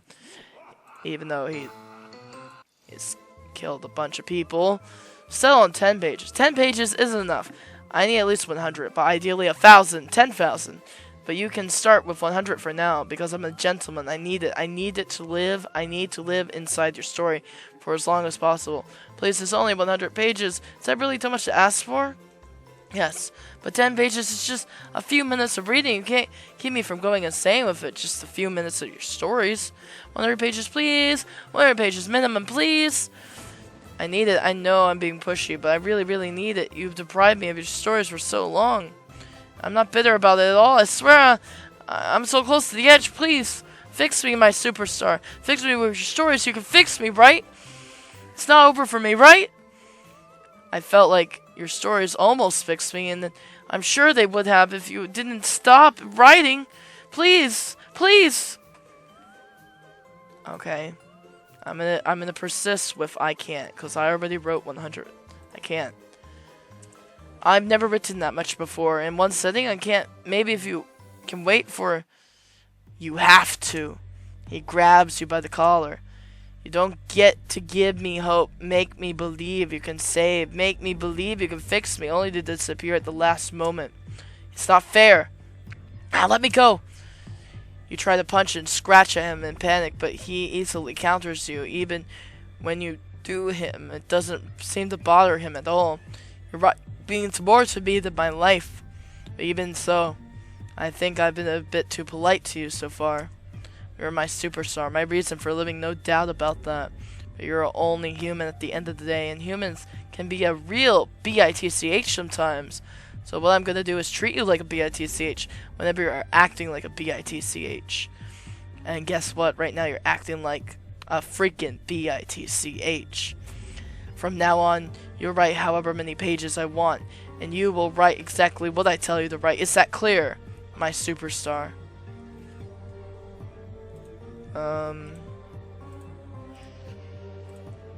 I bet if I say please, it's gonna fall into a love story. Screw you! You spit in his face. Ah, I'm so in love with you. Please fix me. Please. Hell no, you've broken beyond repair, asshole. You're just saying that to get under my skin. You are the rage and adrenaline you're feeling right now makes you want to hurt him so badly. You're unfixable. The only thing that can fix you is a miracle, and like you said, I'm just a normal human who can't do miracles. Now let me go. You freaking bitch. He grabs you by the throat. Ah, screw you! Even if I could fix you, I wouldn't want to. If anything, I'd want to break you even more. If that's even possible, you asshole. Fwah! Break me even more? Yes. Ha! Fwah! Fwah! Not if I break you first. Crack. You want to scream, but your voice fails you. The only thing coming out are pitiful gurgling sounds. Cracks. It hurts. I love you. I'm so sorry I can't help myself. I love you. He's crying. I know. You're the right, and I can't be fixed. I can't be fixed. But it made it possible for me at least pretend there was hope for me, and at some point I started to believe it. To believe in myself that maybe I could be fixed. Fixed. Crack, snap. You hear her sobbing. Your body, limp and mangled, falls to the floor. He broke you. You're broken beyond repair, just like him. Bad ending. Two broken people. That is the saddest ending I've done. Okay, say please. Please? Oh. No. Okay. Okay, fine. Okay, fine, let me go. Okay, let's go of your collar. Oh, we're back to it. Fuck. Oh, yeah, I think it's the same. Yeah. Oh, wow. Oh. I think it's the same. I don't, and I'm not scared either. You don't have to lie. I can sense it. It's like your increased heart rate, for example.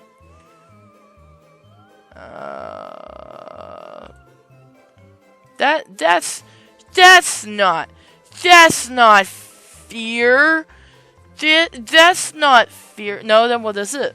It's, damn, do you really want to do this? I'm thrilled.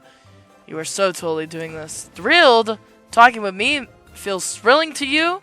Yes. Really? This might actually work. Uh-oh. Yes, you're cute. He seems speechless. Your back is cute too. I like that pattern. The way you got going on your jacket suits you so well. I finally get to meet my superstar, but now I know this is just a dream again. I know I'm waking up any moment. You're not dreaming. Here, I'll show you. You pinch him. Wow, you are so weak. and so adorable. You're not, you're more adorable. Yeah. Wow, you really can't handle compliments, huh? I never got any, let alone one from my only superstar. There's only so many things I could compliment about you, though. Don't. Please stop. I don't want anything like that, huh?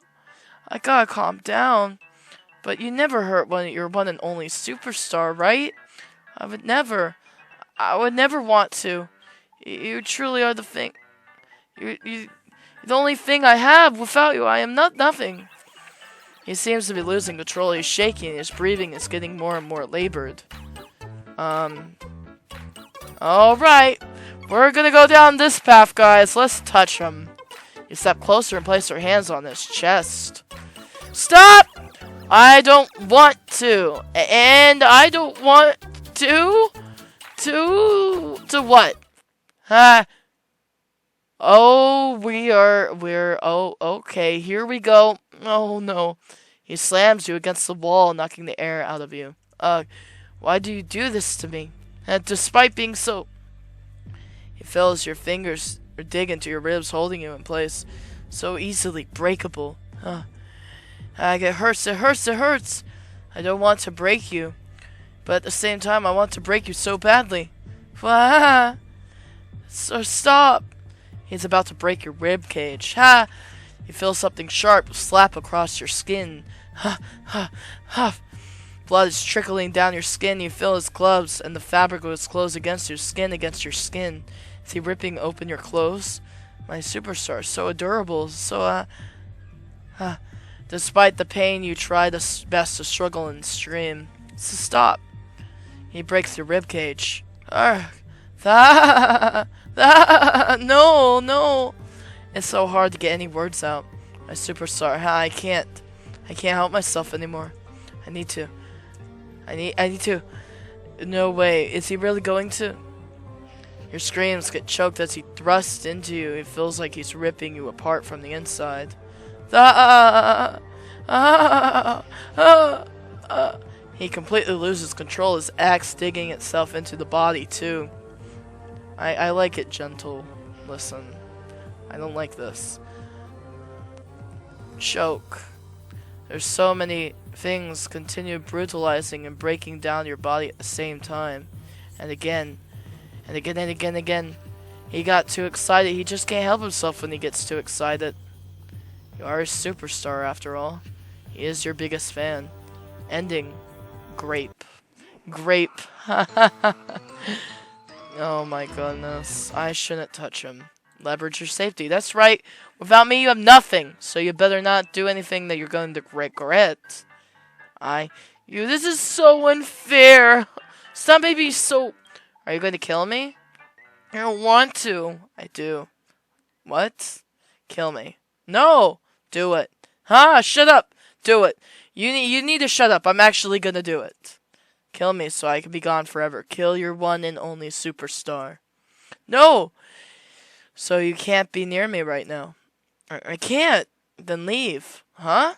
Leave the room. I don't want to leave the room. You come closer. Ugh. What do you want more? To not leave the room or to not kill me?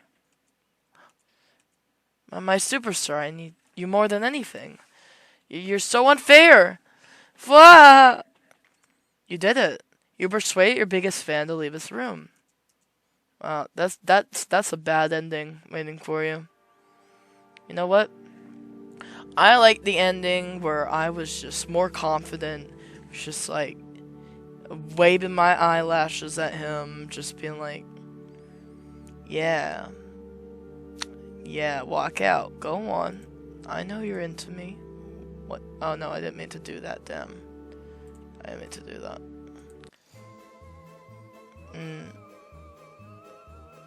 Say please until he leaves the room. Can you leave your room, please, please, please, please, please? No. Please? No. Please, please, please, please? No. Please, please, please, please, please, please? No. Please, please, please, please, please, please? No. You won't give up.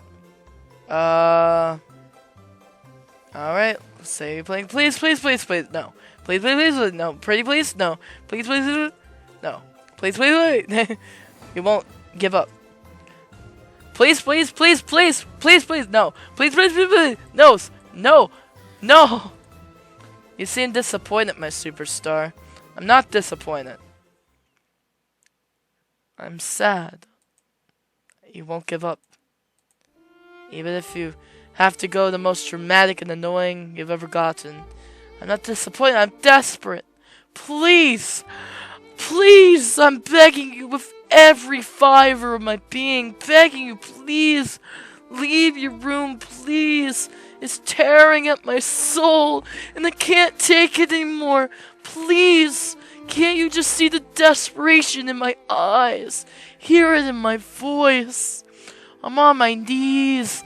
My heart is breaking. I can't bear another moment of this torment. You have the power to end it, to be the one who saves me from this abyss. If you stay, if you don't leave, you're not just disregarding my plea, you're becoming the architect of my despair, the orchestrator of my agony. Please, I'm begging you, don't let this happen. Don't become the worst person in my world. Do you understand what you're doing to me? Can't you see the pain in my eyes? I'm on the edge here, and you're pushing me off the damn cliff. Please, just leave the room already. Please, I'm begging you, please, please, please, please, please, please, please. No. No, please, please, please. Okay, fine, freaking hell. Really? You'll leave the room? Yes, I'll do it. I'll do it for my one and only superstar. You did it. Oh, wow. Oh, that was easy. He has multiple ways to leave the room. And Sir Knight only has one way. That's the way of... Oh, wait! Oh, no! Oh, gosh. We have to go back. You wanna know why? Because we have to see what happens if we give that guy the Sir Knight's cakes. We do. I have to do it. Okay, hold on. I do want to see that. Hold on. I forgot how to do things. Let me see. We gotta give the Sir Knight cakes to the guy. Okay. Okay. Let me see if I can find it. Hey, there we go. Throw them into the vent. I'll throw them into the vent. Throw the palmiers into the vent. Throw the palmiers into the vent. What's wrong with you? Why do you resist them? Why do the palmiers keep calling you? You can't resist them. You can't resist them. You can't resist them. Oh, I can't resist them. I can't resist them. I'll refuse. There's no way I'm your master or some weird reincarnation of them or whatever you think might be the case. I'm definitely gonna die if I touch that sword. Ha. I suppose you are correct. My master would never have refused. Something changes inside Sir Knight. He has a flicker of hope that his long wait might be over. And you crush that hope. You have no need for lowly, disgusting vermin like yourself. Entertaining even one of you has made the stupidity and delusions run off on me. What? No! You can tell he's very disappointed right now, maybe even more at himself than you. I will not let that happen again. Rack, slash, slam, whack, whack! Yeah, okay, another pest control. I just wanted to see. Well, I hope you guys enjoyed Monster X Mediator. I actually got into it, especially with the Stalker one. I did like Sir Knight too, actually. Oh man, another... I wonder if there is another way to get Sir Knight to leave the room, though. I bet there is not a single other way at all. An idiot says, what? I have direct orders from the king himself. You clear your throat and straighten your posture. I've come with direct orders from the king himself. He orders you, his trusted loyal knight, to vacate the room immediately. Knight doesn't seem to believe you. You're gonna defy direct orders from the king? You're a knight, you can't do that. Sir Knight, to you, vermin. I take orders from no king, only from the one and only master. So he can talk, he just didn't want to. Your master? not. I certainly do not take orders from vermin such as yourself. Hey! Yeah.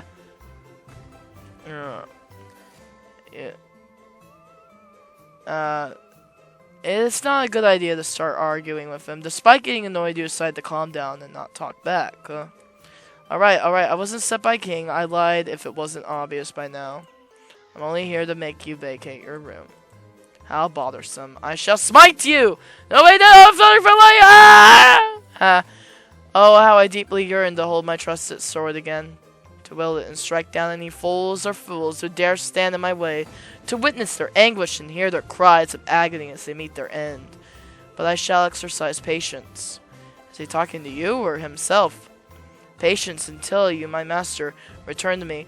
Only then may I once again take up my sword in your service. For I pledge my blade to none other than you, my dear master. Without your command, my sword shall remain dormant and sheathed. Okay. There's some other dialogue, so let's try to do this. Let's see what happens. Clap? You clap after hearing his touching speech. Beautiful. You shed a fake tear. I know. What the hell? Leave at once, vermin, or I shall end your pitiful existence with this gun. Please don't shoot me. Shoot? He chuckles. Why do humans always speak of shooting this weapon? Throwing it at you would prove nothing more impractical and foolish. He thinks of expecting him to throw a gun at me? Does he not know how guns work? I have no interest in wasting my time on exterminating insects like you. Furthermore, this pathetic excuse of a weapon called a gun is quite tedious to slay vermin like you with. So I strongly advise you to leave if you wish to avoid meeting your end by my hand. I refuse to depart from this room, and vermin such as yourself will not sway my resolve in the slightest. You breathe a sigh of relief, and you didn't know why you were holding when he doesn't immediately kill you. Now, there's still a problem of finishing your job. The Sir Knight doesn't move, waiting for you to leave the hotel room. Which you can't. Does he think you could? Okay. Well, if I just tell him, yeah. I can't leave even if I wanted to. Not until I manage to make you vacate your room. I'm being forced to do this. Why not? Because of the door. Yes, simply walk through. You simply walk through it, stupid vermin. But it's locked. False, it is not. Yes, it is. It is not. Yes, it is. False. Correct. False. Don't you think I would sprint out the door the moment you took out your gun? I simply assumed your foolish behavior stemming from your being an unintelligent, grotesque-looking, and inferior human. He's so rude. It really is locked, I swear. So in order to get out of here, I need you to vacate. I can't leave otherwise. It appears they have changed the rules again. They, the people who trapped you in here? Well, I'm not that lucky, I swear. I'm not being annoying on purpose. I'm just trying to finish this job and get out of this room. Hotel. Wait. I thought you weren't gonna kill me. Because I had assumed there was an alternative option, but apparently that option does not exist for you anymore. So, you are lucky I even entertained your irritating presence for this long. So be grateful I allowed you to remain alive thus far. No, wait, please don't kill me. Yeah. No. Okay, I have an interesting... Oh my goodness. Wait, what is that? How about I stay and help you clean? Maybe trying to get his approval first is a good way to start with someone as unapproachable and rude as him. I couldn't help but notice your hotel room was a tiny bit of a mess. Obviously, because you're night like you have better things to do than cleaning, right? We just help you with tidying up the place. It is not a mess. Is he blind? I mean, it could be cleaner, right? And it could smell better, too. It smells fine. It smells horrendous. Does your nose not work? You blurt that out without thinking. He seems very offended. Looks like you struck a nerve. Does his nose really not work? What if he doesn't even have a nose? Sorry, I didn't mean to offend. It's obviously a bit because of a lousy, overly sensitive human like me gets uncomfortable even when the slightest change of smell or environment. He scoffs. That's correct. You puny humans are very picky about scent with your weak, inferior noses. Saved it. But what should you talk about? This topic didn't go so well. You glanced at a pile of rotten food where the most foul smell could be coming from. That pile of food over there, did you make it all yourself? Correct. There's a lot of different kinds of food, especially pastries. Some are more recognizable than others because of how rotten they are by now. Ugh. So you like cooking and baking. Do you tend to make too much food? Or is that the pile of food over there from the ones that turned out bad? My cooking never turns out bad! He seems very offended. Again, you really need to walk on eggshells around this guy. Oh, my bad. I was just wondering why you weren't eating them. It's not acceptable to cook simply for the joy of cooking without consuming it afterwards. No. Isn't that the whole point of making food? It's weird how defensive he gets over this. Either way, you just have to change the subject a second time. You're right, and I'm sure the food tastes delicious if you chose to eat it, of course. Ha, of course it does. Finally, a positive reaction, for his standards at least. I would definitely taste your food. In fact, I'd be honored to help not let the good food go to waste. Time to put your skills in kissing ASS to good use. Indeed, you are correct. It would be certainly a waste. He picks up some rotten food and hands it to you. Eat up. You can't tell what he just gave you. It's rotten beyond recognition, and the smell. Wow, thank you so much, Sir Knight. And like, what is this exactly? Palm ears. This used to be palm ears? If you actually eat this, you might just die. Can you maybe make fresh ones? This is perfectly edible. All my culinary creations are. Eat up. But you persisted in your continuous complaining. The scent of my room, the clutter of my floor, the freshness of my culinary creations. Despite my generosity offering you the opportunity to taste my food, a privilege I have never extended to a human before, it is greatly disappointing to witness your lack of respect for the benevolence I am giving to an irritating, insignificant insect like yourself. You just stand there dumbfounded. Eat up. Oh, damn, he seems pissed. Will he hurt you, or worse, kill you if you don't eat his rotten food? But if you do eat it, you might just die from food poisoning. Are you gonna die either way? Oh. Alright, here we go. I'm gonna see if I get the same effect from eating it. Because you take a deep breath and down it all like a champ. Ugh. Don't puke, don't puke. Well, what are your thoughts on my delicious palm ears, puny human? Don't puke, don't puke, don't puke. Ah! You heave and puke all the rotten food out again. Your stomach absolutely refuses to deal with whatever putrid stuff you were forcing into it. Oh no. Because, sorry. Naturally, you would vomit it out again. It is rotten beyond recognition, and humans have such a weak and feeble stomachs after all. Asshole. You? Ha. I suppose you have proven to be a tad less pathetic than the puny humans before you. Is that supposed to be a compliment? You have asked for the privilege of tasting my freshly baked palm ears, so I suppose you may get that privilege granted. Really? Oh, thanks. He scoffs, and then, as you thank him, seemingly getting uncomfortable all of a sudden. Do not think I am baking them specifically for a puny human like you. I have already planned on baking fresh palm ears today anyways. Jeez. And you shall assist me, understood? Okay, this is another way to get through it. Okay. There wasn't a question, but the order being forced to bake with him sounds pretty non-threatening compared to how it's been going until now. We will start now? He nods.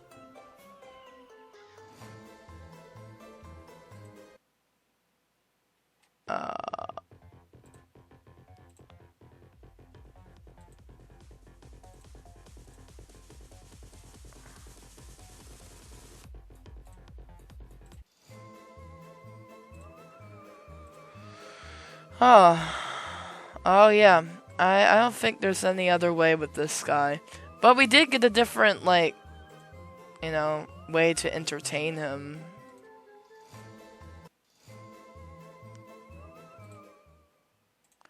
So I think that's it. That's it. I want him to leave again because I like him. I'm sorry. Oh wow, we did a lot. I'm not sorry. Anyway, I hope you guys enjoyed this like I did. Thank you so much for watching. Can I go back to the beginning? I wanted to go to the gallery, yes. Oh yeah, we could read about it. Guest room number 1, soulless beast, height 222 centimeters. Likes his superstar, using the axe, the internet organizing. Dislikes getting blocked, bad internet connection, overcomplicate things, philosophy. Psychological weakness, very high, naive and gullible, uncontrollable emotions, parasocial dependency. Normal weaknesses, moderate, corporal body can be attacked, takes time to regenerate, immortal. Paranormal weakness, very low, no soul to curse or haunt. Oh, okay. Undead spirit. Likes his master, a sense of purpose, his sword, baking, etiquette, bullying. Dislikes dirty armor, bad manners, equality, heretics, devil worship. Psychological weakness low, skeptical, iron will, not susceptible to manipulation unless it aligns with his purpose. Normal weakness very low, no corporal body to attack, not bound by the laws of physics. Paranormal weakness high, strong soul bound directly to his purpose, he can be cursed, haunted, and taken ownership of. Wow. Okay, that's cool, we get to know them. Okay. I also like this song at the beginning. It's so fun. Anyway, Monster X Mediator is gonna have 2 more things. 2 more people to go talk out their way out of the hotel room. So I'm excited to read that in the future when it comes out. I hope you guys enjoyed the video again. Thank you so much for watching. I'll see you in the next one. And goodbye.